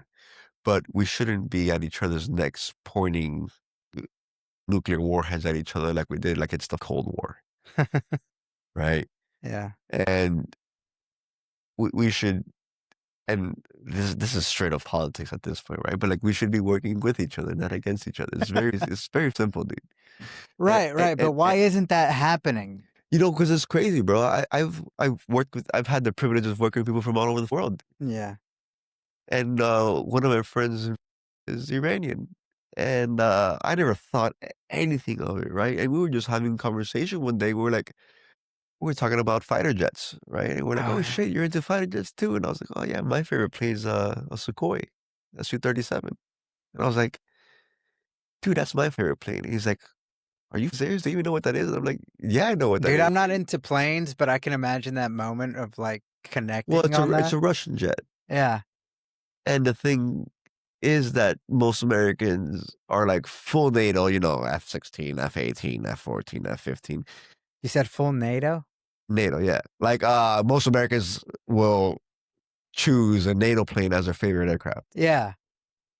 well, there's a whole doctrine, and I don't know if you want to get into. We I can. would love to, dude. Yeah. There's two different doctrines on air superiority, Uh-huh. and the way red does it is very different than the way blue does it. Right. The way red does it? So, Uh-huh. U.S., NATO, all of our allies are is a group Uh-huh. of like military support, right? Where we've Yeah. all came on an agreement on certain An fucking amalgamation of technology that we all of share. contracts. Yeah. Yeah. And we all share missiles, airplanes, bombs, ammo, down to the ammo. Yeah. All these standard rounds that you buy here, 5.56, 7.62, those are NATO rounds. Yeah. Actually, there's a NATO version of the 7.62 and a not NATO version of it, right? Yeah. What? Yeah. How is that possible? It's the one that we use on our guns and not the Oh, ones okay. that Okay. you That we get give in an everybody else. AK. Yeah. Yeah, yeah, yeah. Yeah. But anyways, this whole airplane thing is that the U.S. believes that for the most part, that a fighter jet uh, should be able to take out a adversary at range. It shouldn't have to be up close and personal. Mm-hmm. So we invested a lot more in our missile technology than we did in our fighter jets, and I gotta say that that was a very long time ago, Uh-huh. right? That was like 70s, right? Like 80s. The F-22 was started getting designed in the 90s, dude. The SR-71 was retired in 92, 93, something like that, 91. And so where we're going with this is that they have different doctrines where the Russian aircraft are always designed with what's called super maneuverability, which means that the pilot always has last say on what the plane can do. Mm-hmm. So all these planes end up being designed in a very unbalanced way, right? Or if they didn't have flight control computers, they'd want to invert themselves and end up like flying backwards, right? Like they'd want to flip backwards. Yeah. So they have these flight controls that are always counteracting that to have forward flight. When you put an F-15 has been known to have lost a whole wing, and its flight control system was able to correct for it, and the guy landed the plane and survived, and the whole thing was broken down and analyzed to see why that was so successful. He wasn't supposed to make it back. That guy was supposed to eject and get picked up by somebody, right? Like, Yeah. and in a Russian fighter jet, super maneuverability, what they do or what they can do is basically disable the flight control computer with a switch and say, I want to have full control and I want to over G the aircraft. NATO aircraft, most of them won't even let you try to over G. Uh-huh. Most of them, if you pass out, they'll auto recover. Yeah. They won't let you crash into the ground. And yes, we still have accidents, right? It's a dangerous game, right? But if you look at Russian aircraft, what they'll do is that they'll sacrifice their speed to make a egregious maneuver. And that's what you've probably seen in the movie like Top Gun, whatever, where the plane like just basically floats like a leaf, Yeah. which is something that the Raptor can do, right? But the Raptor does it with flight controls, whereas the Russian aircraft would do it without. Uh-huh. The aircraft naturally, like with the flight control It's system, more of a won't let you. feel for the Russian air It's a pilots. preference. Right. But they have more control over it. It's kind of like this whole electric car versus Yeah, like but a it's like manual transmission. And like you have it's like more of a saying a feel. Formula One driver not having ABS or traction control. Yeah. Well, yeah, exactly. It's still, it's like It's a you have very full extreme. control. Yeah, Like physics is up to you and how yeah, you feel the machinery that you're controlling. yeah. The problem is that you can sacrifice a lot for that. Uh-huh.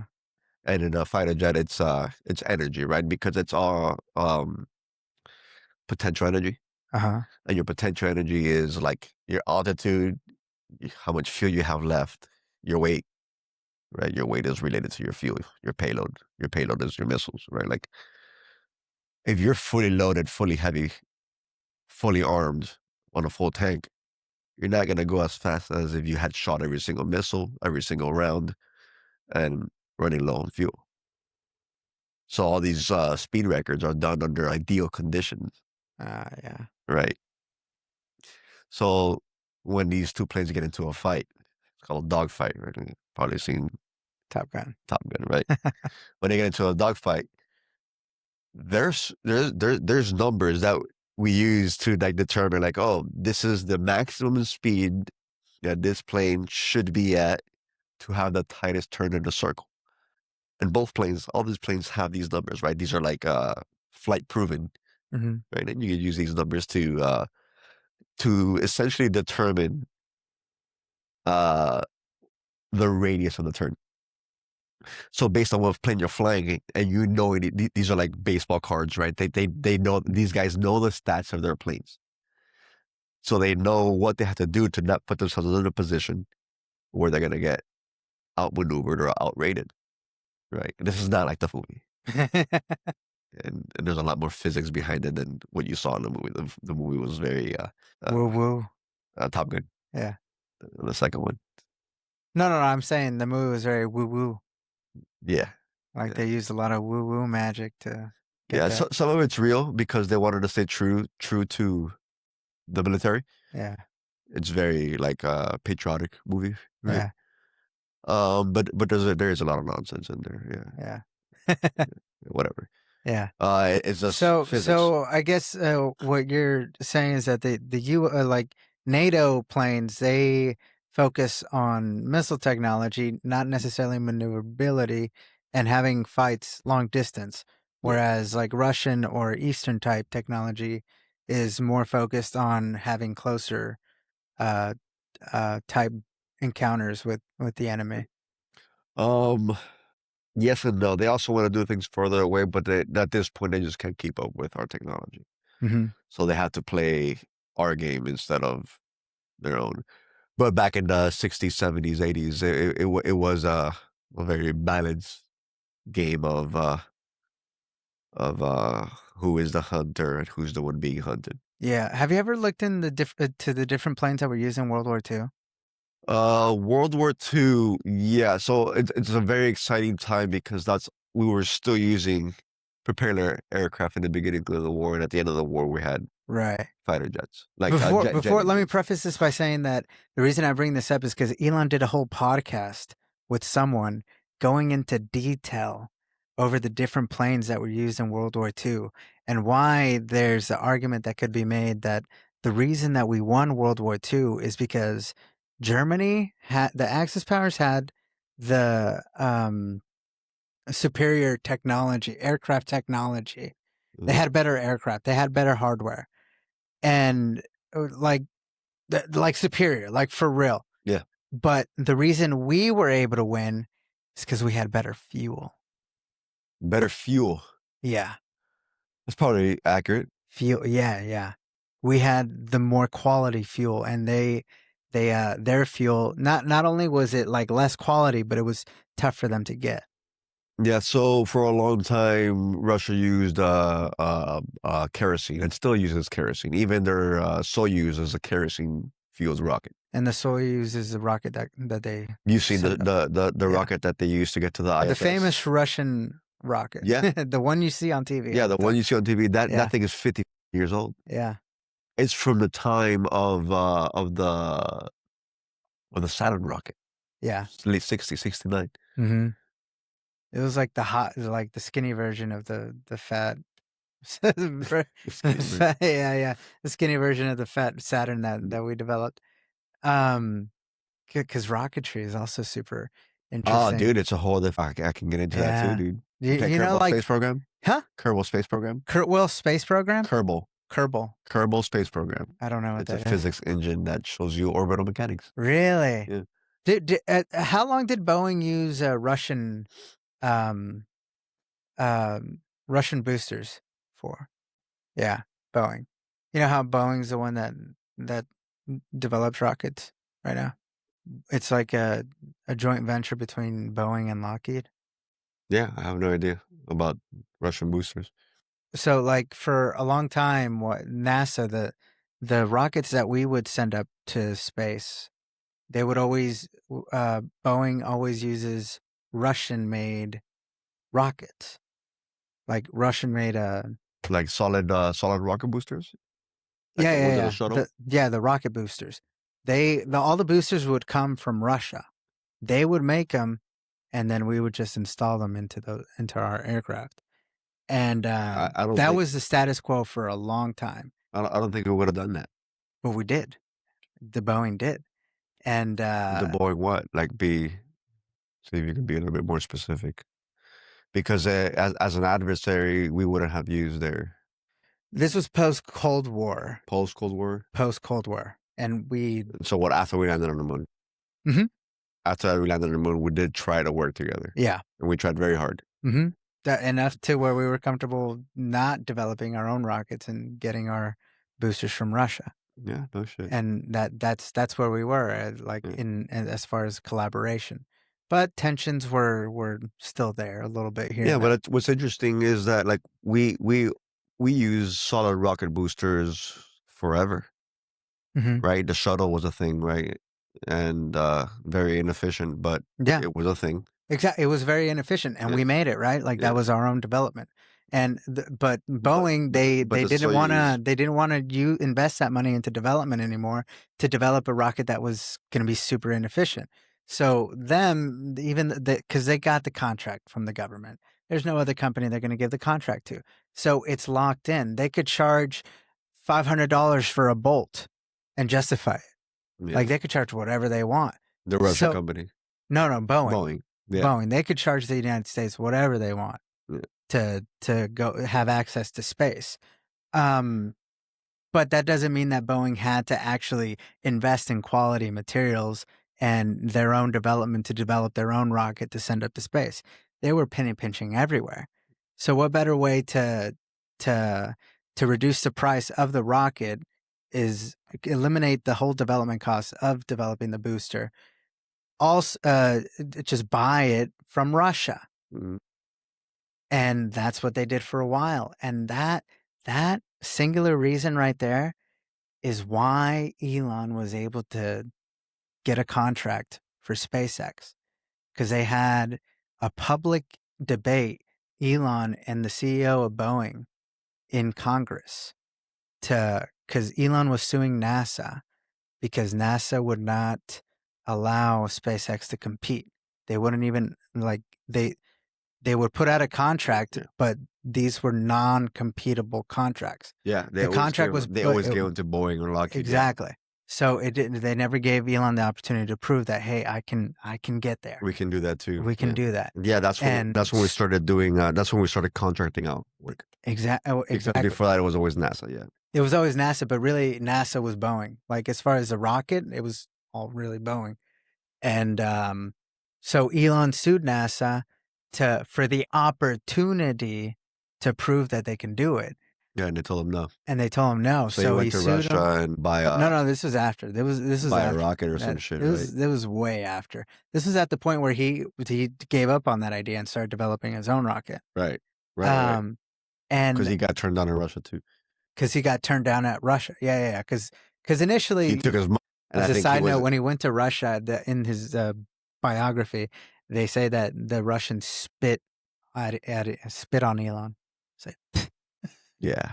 That's what happened with Lamborghini. really? Lamborghini got into it with Ferrari, and Ferrari laughed at him. Back then, Lamborghini made tractors, Yeah.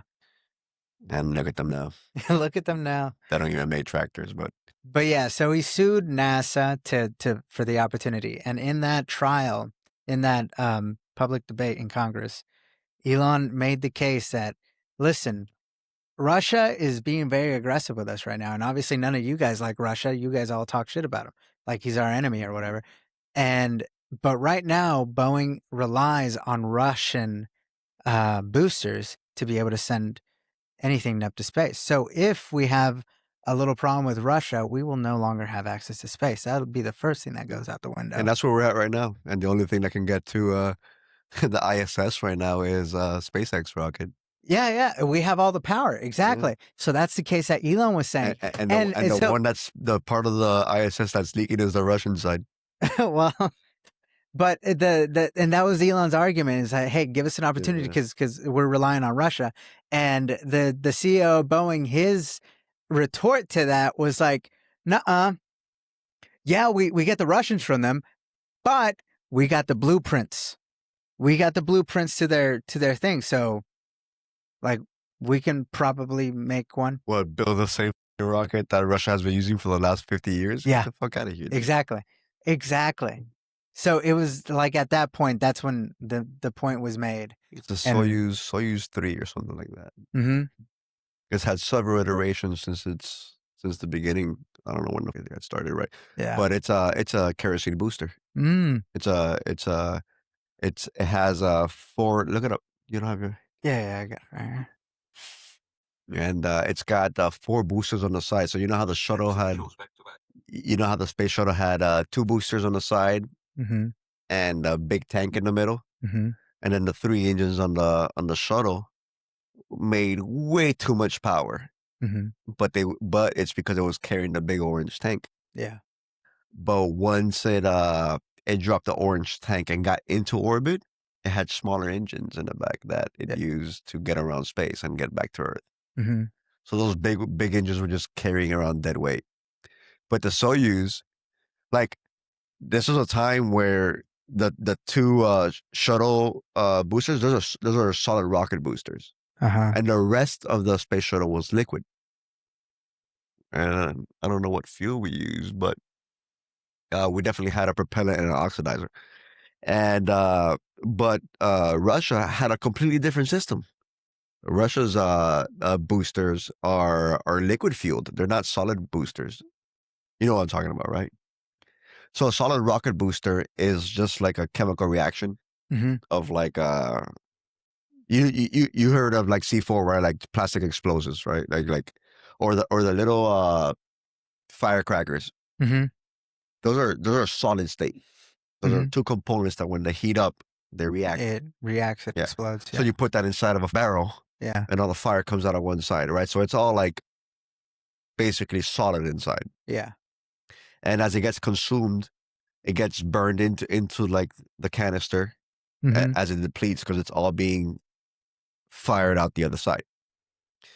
Um, However, liquid fuel is basically what we're doing with SpaceX now, right? Where we fill it up with fuel on one side, oxygen on the other, and we light those up together on the way out. Yeah. We did that for the first time with the Saturn V, or not the first time, but this was the first time that we used it at such a scale was for the Saturn V. The Saturn V didn't have solid rocket boosters. Solid rocket boosters aren't controlled. Mhm. Once you light them up, they're like a flare, right? They're just gonna go until they're out. Yeah. Yeah, This is why aerodynamics you are can't so really important in throttle them. rocket tech. Yeah, Yeah. yeah. You can't really throttle them, and the only way to throttle them is to like block by blocking the exhaust. Right. You can't control the rate of the ignition. So for Saturn, we use straight liquid. It was straight liquid oxygen and whatever propellant they use, Mhm. and that's what got us to the moon. But I don't know at what point we went back to solid rocket boosters for the space shuttle program. Mhm. I always thought that was like barbaric, but that was, I guess, the best design. You know, Russia had a plane, had a space shuttle program too. Who? Russia, Russia had a space program? a space shuttle program. Oh, that to make it look like ours? It was very similar to ours. Yeah, Really? it's called the Buran. Buran? You're gonna have to like I don't cut all that know. shit out. Look I it up. like that. I got a Russian space shuttle, real quick. Russian space shuttle. Oh, wow. Yeah, no, I've definitely seen it. I mean, on videos and pictures, right? But Wow. Buran. All right. I'm a dork for this stuff, dude. I mean, Yeah. I'm no Do you genius. follow Everyday Astronaut? I used to. I don't like that kind of stuff. You don't like Oh, wait, what do you mean? Uh, I don't like how he talks. Sorry. Sorry, bud. I liked you better when you played Kerbal. But like the videos are so intuitive. Uh, it's the same stuff. It's just the way that he talks or the content. It's both the content and the way he talks But because he's saying a lot of the same stuff. Nothing is really. So when Falcon 9 was doing test flights, getting up into the air for the first time, blowing the up, trying again, and it was always evolving. And we saw it get to space. We saw it land. We saw the heavy. And then after that, we were launching 3 rockets a week, dude. Like, what the fuck you gotta say? Every once in a while, who I follow, Scott Manley, my favorite. mhm. Showed me orbital mechanics. He talks about physics. He goes into details about all these things. He does the math on a napkin and shows it to you like uh math, right? We're Yeah. talking about math. And I don't know how to do it, right? But I trust that there's a guy like him who knows the physics and knows the math um to prove these things, right? Or to explain these things better, right? And that's where I always got my understanding was from someone else who does this for a living, Mm-hmm. right? So he's an astrophysicist. He's the same as Neil Neil deGrasse. deGrasse Tyson. Yeah, that guy is a whole other thing, right? That's a whole other subject. Yeah. Um, whatever. But Scott Miley is great, and he also started a long time ago with Kerbal Space Program videos. That's how he was showing people how things got into space, Mm-hmm. getting past the atmosphere. Once you get past the atmosphere, you still need to reach orbital velocity besides the atmosphere. So we do have a. It's true. Like Earth is very hard to get out into space from. Mm-hmm. That's why talking about making a moon base is such a big deal because you can literally throw things into space from the moon. Yeah. Where here you gotta defeat the atmosphere, defeat the gravity, and to defeat the gravity, you have to get to orbital speed, which is like 20,000 miles an hour. Look it up real quick. What is low Earth orbit? Here, you type faster. The orbital velocity in low Earth orbit (LEO) is approximately 7.8 kilometers per second, which translates to about 17,500 miles per hour. How fast is the International Space Station? About that fast. It's going about that fast. ISS is an LEO. Okay. LEO is low Earth orbit, more or Uh-huh. less where the satellites are and ISS is. Mm. Yeah. The Harman-Kardon line is what we define as space. Mm-hmm. So it's a very specific number. I think it's 100 kilometers where we From sea level? Harman-Kardon line. Sorry. Yeah, the Kardon line is mainly used for legal and regulatory purposes of differentiating between aircraft and spacecraft. So Jeff Bezos' little like dildo thing, like that wasn't necessarily considered a spacecraft? Or did it actually No. pass the Kármán line? Well, okay. It being a spacecraft means it can pass this line. Yeah. However, doesn't mean it can get to orbit. Yeah. And these are called suborbital flights. You remember when the Starship, the first generation, just did a hop? Mhm. That's a suborbital hop, and it didn't get past the ground too far, right? That is no different than what Blue Origin is doing. So Blue Origin is behind then, right? I think they've been very behind for a long time. And then they built the thing, what was it? The Boeing, that also had a problem. So the only thing that they're using right now is a Dragon space capsule. But it's crazy that we pay these bajillions of dollars that we pay for, Mhm. and they just seem to be stuck in an era where they're not making any progress. Yeah. Yeah. And then this comes around, Elon starts talking everybody over, and it's like we're doing something wrong, dude, because this guy's genuinely trying to be productive with civilization, Mhm. right? And then he got into politics and shot himself in the ass, right? But But the thing is that I always think that Elon is like whatever he's doing, I really genuinely believe oh, I do that too. he's Otherwise, doing it. I wouldn't be here. Yeah, he's doing it for the right reasons, Yeah, at least in his mind, yeah. whatever the right reasons may be. He's pro-humanity. Yeah, Like, I always Elon might be the most pro-humanity person I've ever, like, public figure I've ever started to right, follow. right, and everyone can talk all the shit that they want. Yeah. Um, come work with me, you know? Come do what we do and try to keep up, right? Like, do what's right. What do you think is right? Mhm. Politics, not really, but giving a about what happens if an asteroid that we can't move comes to Earth. What are we gonna do? Are we just gonna sit here and fold each other's hands when it happens? Right. But, like, Or do you wanna try to do something like, about why it? why do you think Elon went into politics? Um, that's a good question, dude. Because he's not the political type of figure. Mhm. But Like, it because obviously did not benefit him at all.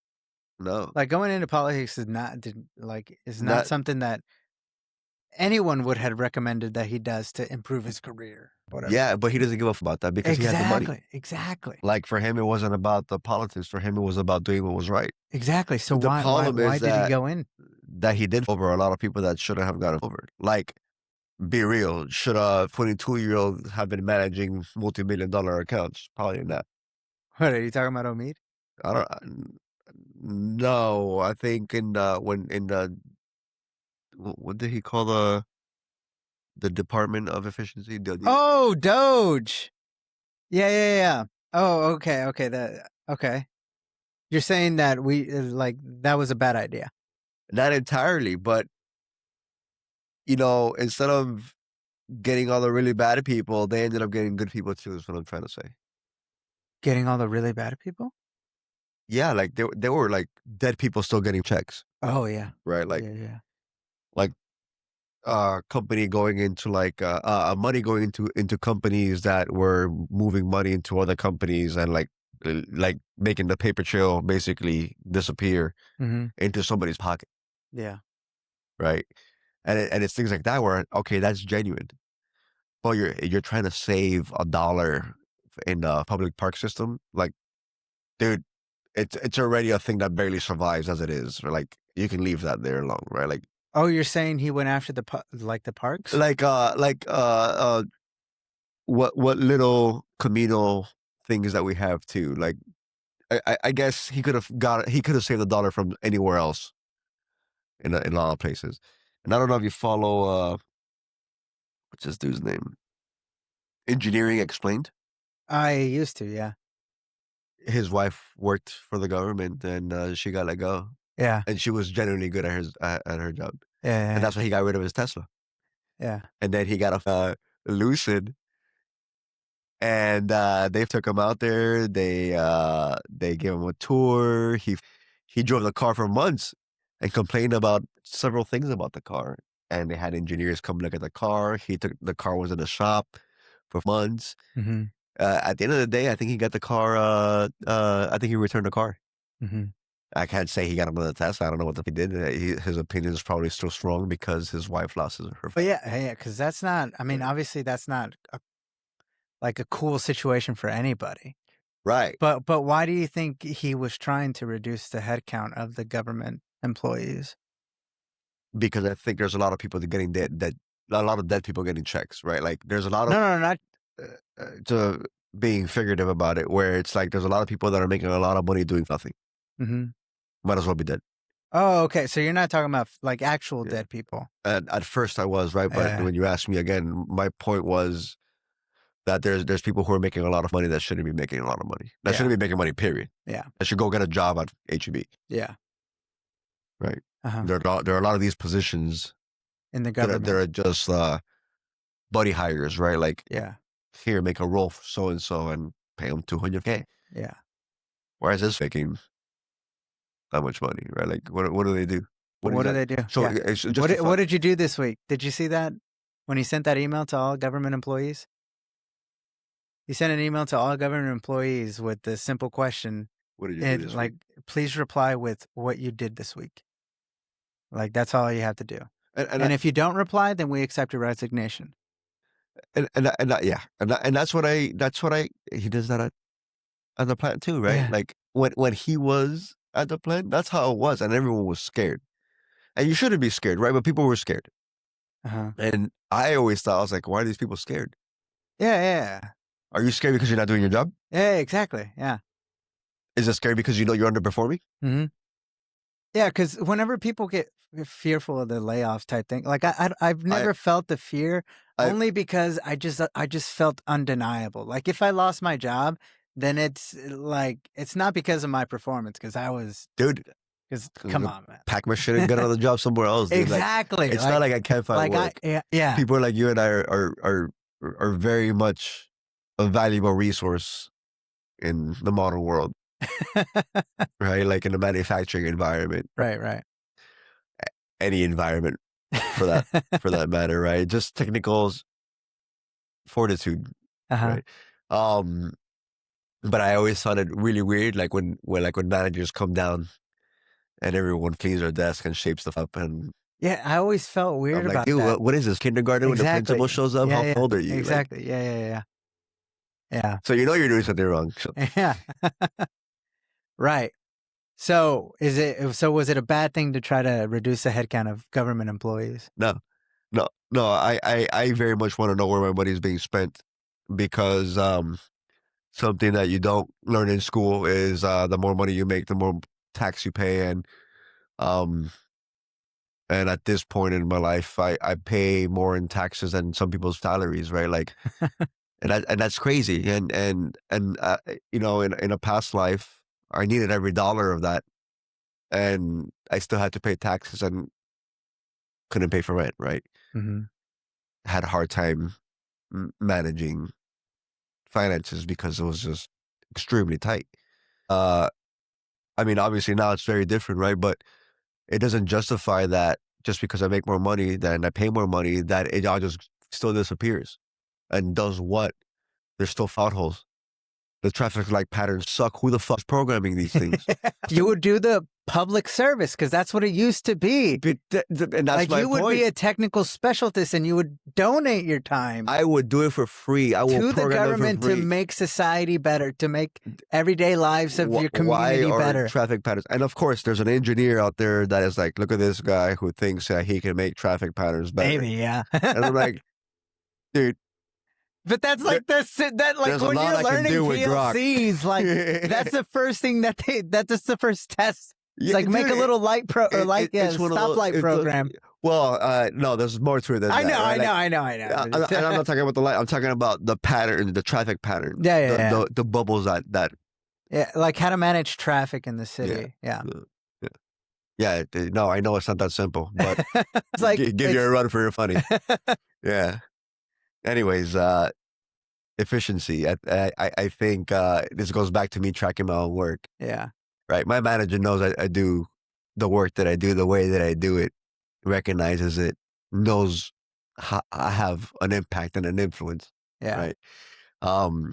But who's to say that Elon wants some information someday and I just don't have any?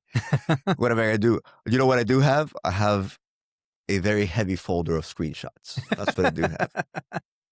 And I could send whatever it is that you wanted. I can write a nice fat report with all of my screenshots, because that's how I keep track of that's how I take notes. Mm-hmm. I take a screenshot, you got a screenshot editor and highlight this box, point a little arrow, leave some little notes. Mm-hmm. That's my little note itself. Yeah. Usually when I share in the chat to, excuse me. That's usually when I share in the chat to show everybody what I've done. Yeah. When I feel like I got to tell other people about it. Yeah. Otherwise, there's so much work that I do that isn't solicited. No one asks for it, right? Like, and no one knows about it. Yeah. And I always find this thing with production. I feel like we're still so new at it, and you're like, well, I can fix it in 5 minutes, or you can run like shit the rest of the day. And they refuse to like give you the 5 minutes. They're like, no, we gotta run like this till 6 o'clock. And you're like, are you serious? Like, how do you expect to hit your quota if we're gonna run like this today? And if you run like this till 6, that means that night shift is gonna run like this. And if night shift doesn't fix it, that means we're gonna run like this all day tomorrow, and then you're gonna fall further behind tomorrow. Like, are you not looking at tomorrow? Yeah. They're like, yeah, but what about today? I'm like, dude, We'll make up for it tomorrow if we run better. I swear. That's nice pen. Yeah, my buddy Kimura gave it to me. Sorry. Note to self. Note to self, yeah. Yeah, so I mean, is it is it a good thing that he tried to reduce the head count or no? Yeah, I think so. Yeah. Yeah. So Yeah, like I think I overall, would have yeah. preferred better to know like where the money's going, right? Yeah. Um, pay for military stuff, Uh-huh. pay to go to space, Yeah. pay to fix infrastructure. But what does that tell you that he like gave up?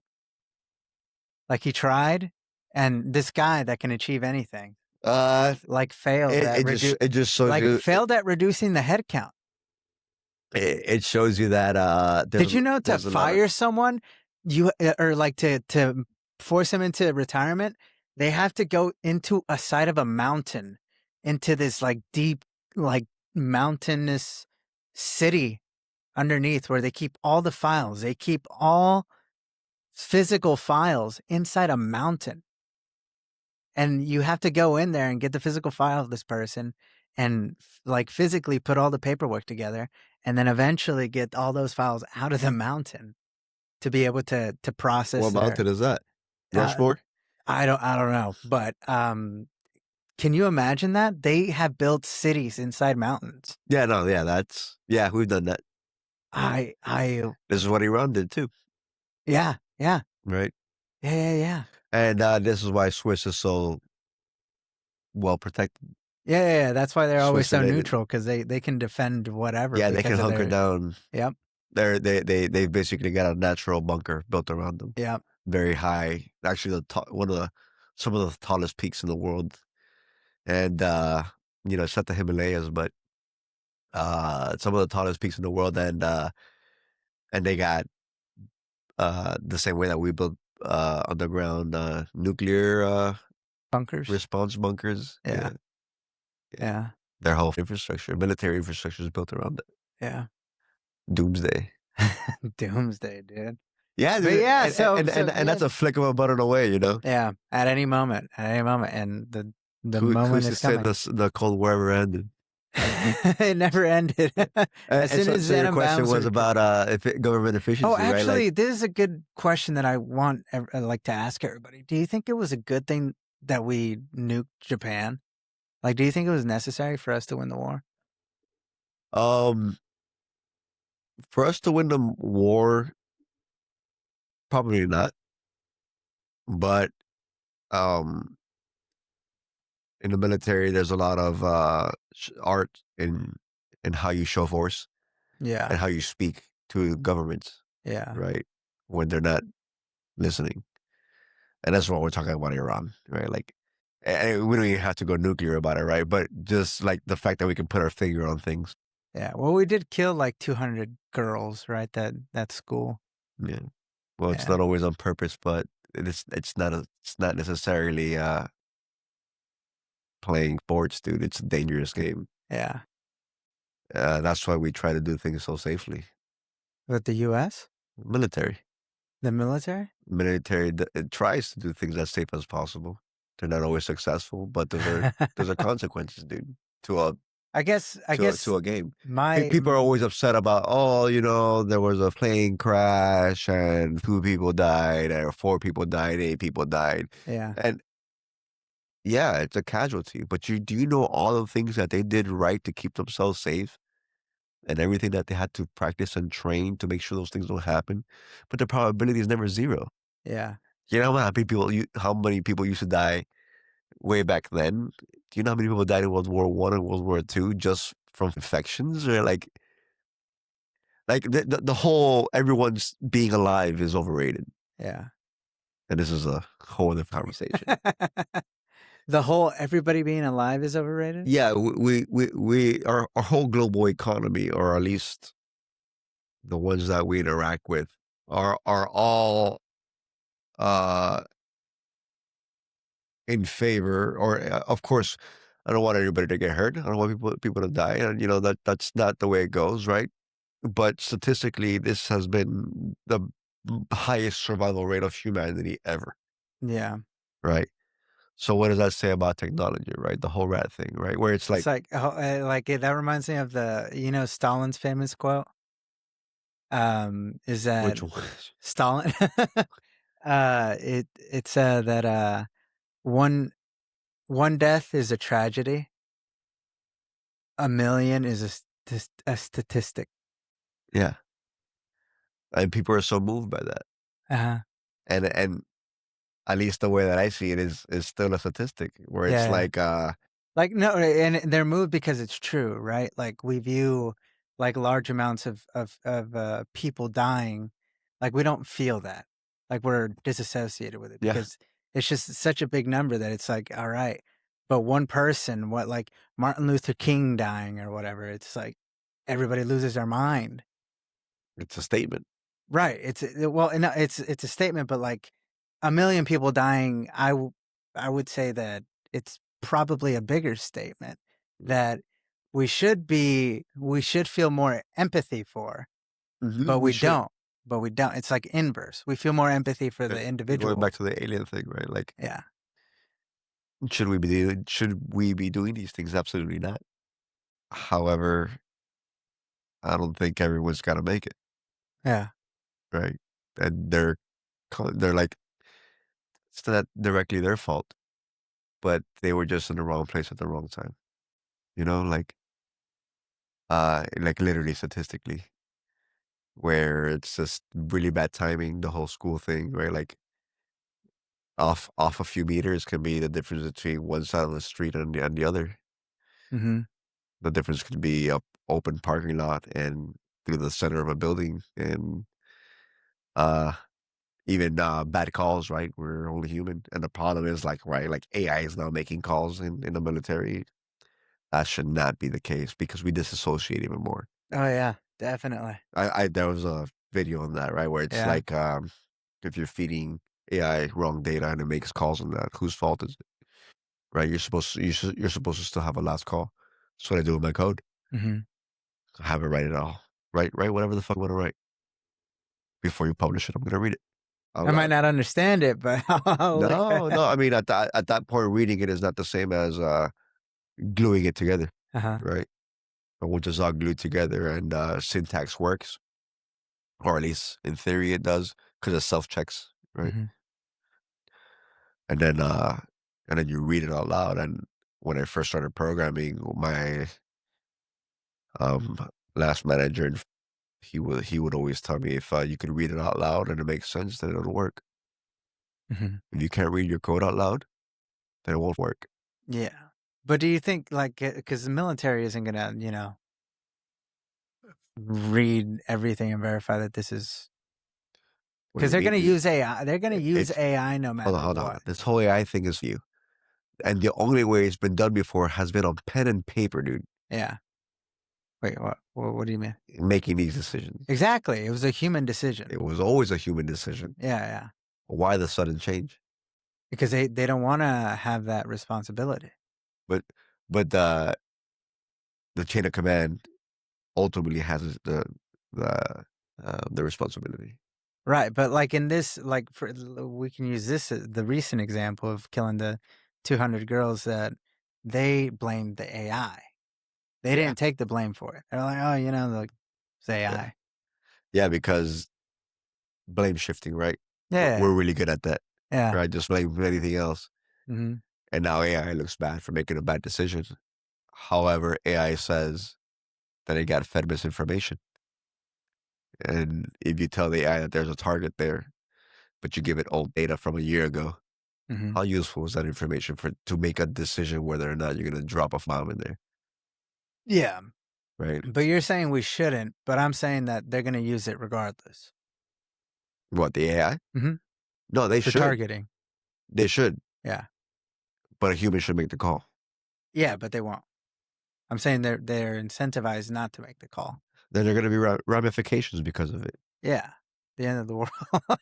Yeah, like imagine, like, oh well, the AI said send the fuck. Well, it wasn't my fault. I didn't press the button. What the fuck? Yeah. Yeah, now people are gonna die because of it, and then it's gonna be a big deal, and then they're gonna be like, oh well, we can't do that anymore.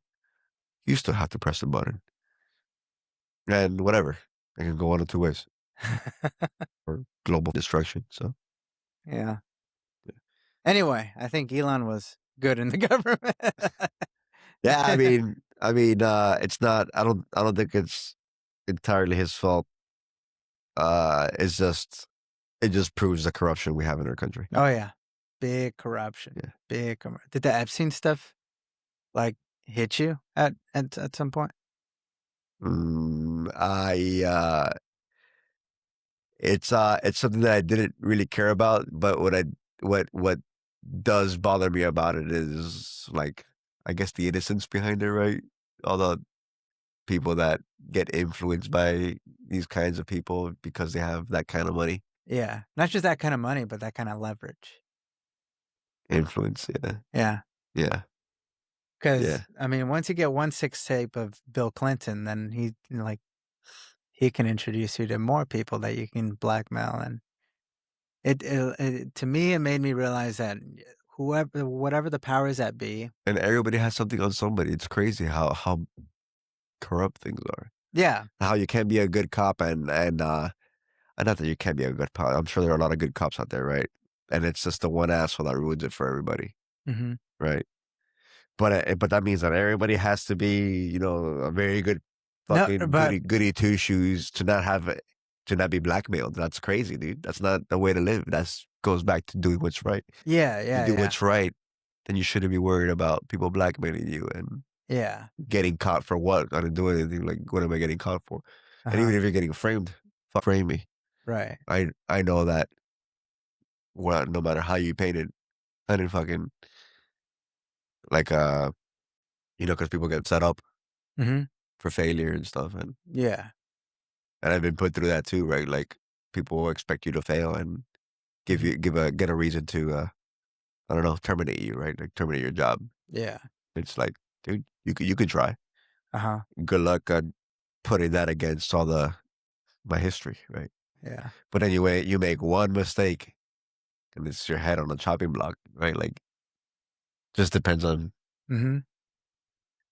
who's around when you make that mistake. It's crazy. It's stupid. It's I think it's dirty, right? Like everyone government even the government not saying anything because they even got shit on the government, right? Like Hmm.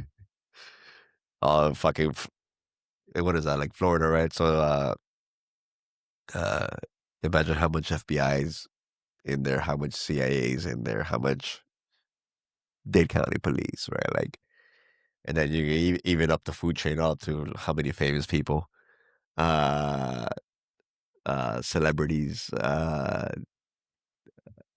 politicians, kids, right? Children. It's crazy. To me, the biggest thing with Epstein is that it revealed to me that the people in charge, now I have an idea of who they are. And who they are, they're not good people. And You're what talking about like Epstein, Trump. not just, yeah, yeah, so Trump, but the thing is, I don't even think Trump is in charge. Like, Trump answers to someone else who has more leverage. Yeah, I think Enough he figured out the leverage. first time around, right? The first run Yeah, that he really couldn't do all the things he thought he could do. yeah, exactly. So what? And Why? and Why and, was and that? Why is it that the commander in chief doesn't have the power to do, like, to follow the agenda? Like, who is directing what stuff? agenda? Huh? Like, what is the agenda? Well, the agenda for whoever we elect should be whatever they said on the campaign trail. But anytime, but it's like promises made, promises Yeah, broken. The only thing that has ever been consistent over the past like 20 years is that we have always voted for the anti-war president. And no matter how many times we vote for anti-war, we always get war-hungry presidents. And that's not to say that all the presidents wanted to be in war. It's just that the actual powers forced all the leverage to put us in war. yeah, dude. I think that's the And my point is that they're all evil. My point is that they're all like Epstein. They all run in these circles. Have you ever heard of John Podesta? He was the campaign manager for Hillary Clinton, and he's connected in DC, and these fixers in DC that make politicians' problems go away, or they propel them into the presidency. It's like the whole system. Yeah. So he was the campaign manager. He's most recognized for being the campaign manager for Hillary Clinton publicly, but his private leverage is so much more. Anyway, he was caught in this whole like email exchange between powerful people talking about using euphemisms like pizza, um, grape soda, grape soda. Are we gonna have some grape soda tonight? These types of emails that would just be so like weird, and if you just read them, you could kind of understand like what they're talking about. And now with this whole Epstein thing, it kind of really blew the whole thing open in that, oh yeah, all these people are legit pedophiles. And this guy's home is filled with art that will give you nightmares, dude. Dude, what's crazy is the amount of people that are into this kind of shit. Like, how fucked do you gotta be to be that deep into this? You know, like I honestly don't want to see pictures, dude. I don't want to think about these things. There's nothing I can do about it. I'll give you a PG version of it. Don't look at this stuff, just look at this guy. So, like, that's Podesta. That's one of his art pieces in his house. The fuck is that, dude? What do you think it is? What do you think this Is that a thing is? skeleton? Is that a skeleton? No, it's like I think it's a mold of a person like dangling, being held up this way, but like you could tell that its back's broken and stuff like that. And it's just hanging. And then this is all his art.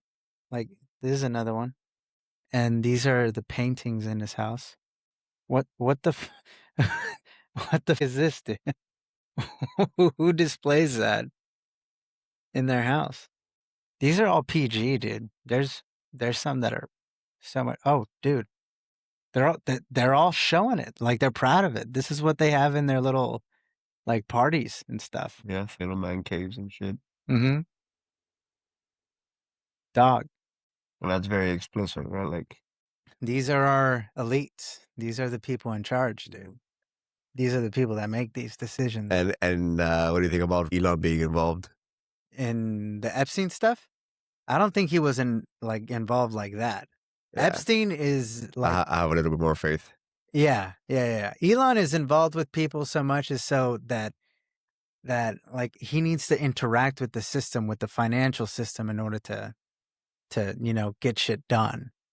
So if he wants, like Epstein was this big facilitator of not just capital but relationships.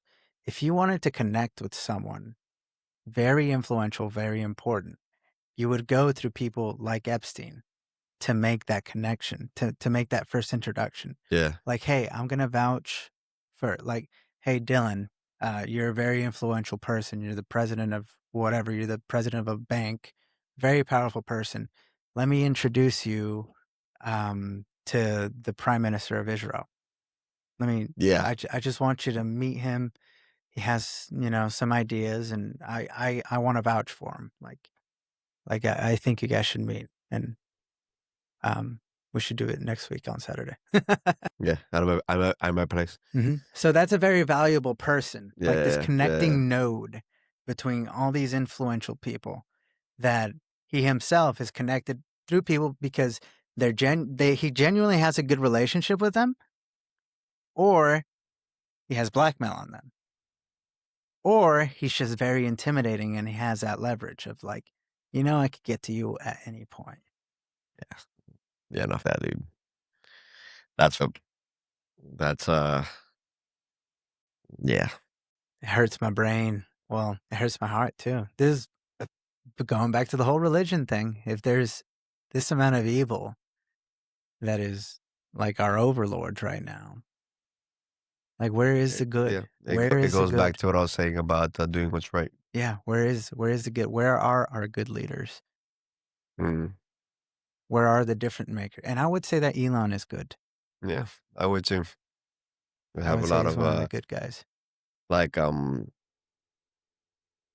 he's done very shady, aggressive stuff. Mhm. if you look at it, it's all for a good cause. He just has a big head, big ego, autistic, right? Like he has his quirks. Yeah. Don't we all? Don't we all have our nuances, Mhm. right? I have my ticks, and definitely my personality behind it, right? Like, but it doesn't mean I'm not trying to do good, Mhm. right? We talk about ego all the time at work, right? Where you try to go help people, and some people just don't want to take the help, Mhm. and they just treat you like you're the new person, but then you show up and you fix it in 5 minutes and walk away, and now they feel like you've made them feel stupid. It's like, dude, I offered you, you didn't take it. I went there and fixed it anyways because you didn't want me to help you. You didn't want me to explain these things to you Right. because you already know. All right, you said you already know. I'm not gonna explain shit to you, dude. You got a big dick, swing it. Do what you gotta If do. you don't, dude, then if people didn't, yeah, and you know how I am. I can be pretty abrasive, right, about confronting people with big egos, right? Because I feel like I match people. If people are very nice to me, then I'm genuinely very nice. Dumb questions get dumb answers, and there's no such thing as a stupid question. You're just gonna get a stupid answer in return. And for the most part, stupid questions, I let you figure that out on your own, right? Like I guide you towards answering your own question. I'm not gonna spoon feed it to you, aside from it being a stupid question. But yeah, uh, sometimes I get confronted by these people who have such big egos that ah, I thrive on giving it right back. It's not necessarily a good thing, but it makes me feel like I've deflated someone's like being able to deflate someone's ego, right? And not to demoralize them, but more to give them a reality check. Mhm. Yeah. Ego v ego. But Ego v ego. yeah, Ego versus ego. yeah. I mean, it's like getting into a fight, right? Like An either intellectual fight. either we're gonna duke it out and someone's gonna get their ass beat and the other person's gonna do the beating, or uh, or you're gonna do the beating and the other person's gonna take one. So Yeah. it's the same, right? But it's just intellectually, Yeah. I guess. So other than Elon, who else do you think is a good leader or is a good public figure? It's a good question. Yeah, because I honestly don't like Bezos either. Yeah. But it doesn't have to be like a billionaire type No, person, but but these are people who happen to also be influential, right? Like, Mhm. but none A what? in the government, none. A No, go- Oh, you I don't don't like trust anybody in the anybody in the government? government. No, you go from bad to worse, right? And I do have a couple people that I trust in the government, or at least that are saying and have like done things that I haven't caught them in some bullshit yet. At least three, and from both sides, Republican and Democrat. Like the Democrat, his name is Ro Khanna. He's a representative from California. He was a driving force to getting the Epstein files released, even though everybody was against it, both Republican and Democrat. Again, the powers that be, these elites yeah, were against it. But on the Republican side, you had Thomas Massey and Marjorie Taylor Greene. Marjorie and Lauren Boebert, they all sacrificed their political career to get this Epstein thing through the yeah, finish line. Like and legit political suicide. Massey lost his reelection bid, even though he's won over the last few elections. He's always won with like well over 80-90% of the vote because he's very popular because of people believe in him. But they didn't like that he got the Epstein stuff out. So they put in $32 million into the his opponent so that they could beat him. That is the most amount of money that anyone has ever, or like any congressional race has ever been spent on any congressional race by times four or something. It was that's insane. crazy. Yeah, that's And crazy. all the money came from um, Like four groups. No, one group, the Yeah, Israeli yeah, of lobby. course. Can you believe that? How does that even make sense? Foreign billionaires have a lot of money, but they're like more Israeli than they are American, and they all put in everything to get him out. But that also includes Trump, because Trump was talking a lot of shit about him, and Trump defended the whole Epstein thing. Yeah, Right. Yeah, even though he campaigned on releasing it. So like this is one of those like promises made, but like yeah. you're Yeah, but always I gonna don't get trust broken. any of those fuckers Yeah, because of like exactly. But that. that's what I mean is that we only have Like, three people I that. I only believe we ever had one good president, and that was like Abraham Lincoln, dude. But then you think Abraham Lincoln, like, Probably had the same shit, except that didn't have phones and cameras back then. dude, I saw this video of this guy. He put it succinctly. He's like, if there's a monument of you, you probably did some shady shit in your life. Yeah, talked to a lot of fucking people. Yeah, probably had to have a lot of people in your fucking pocket for that one.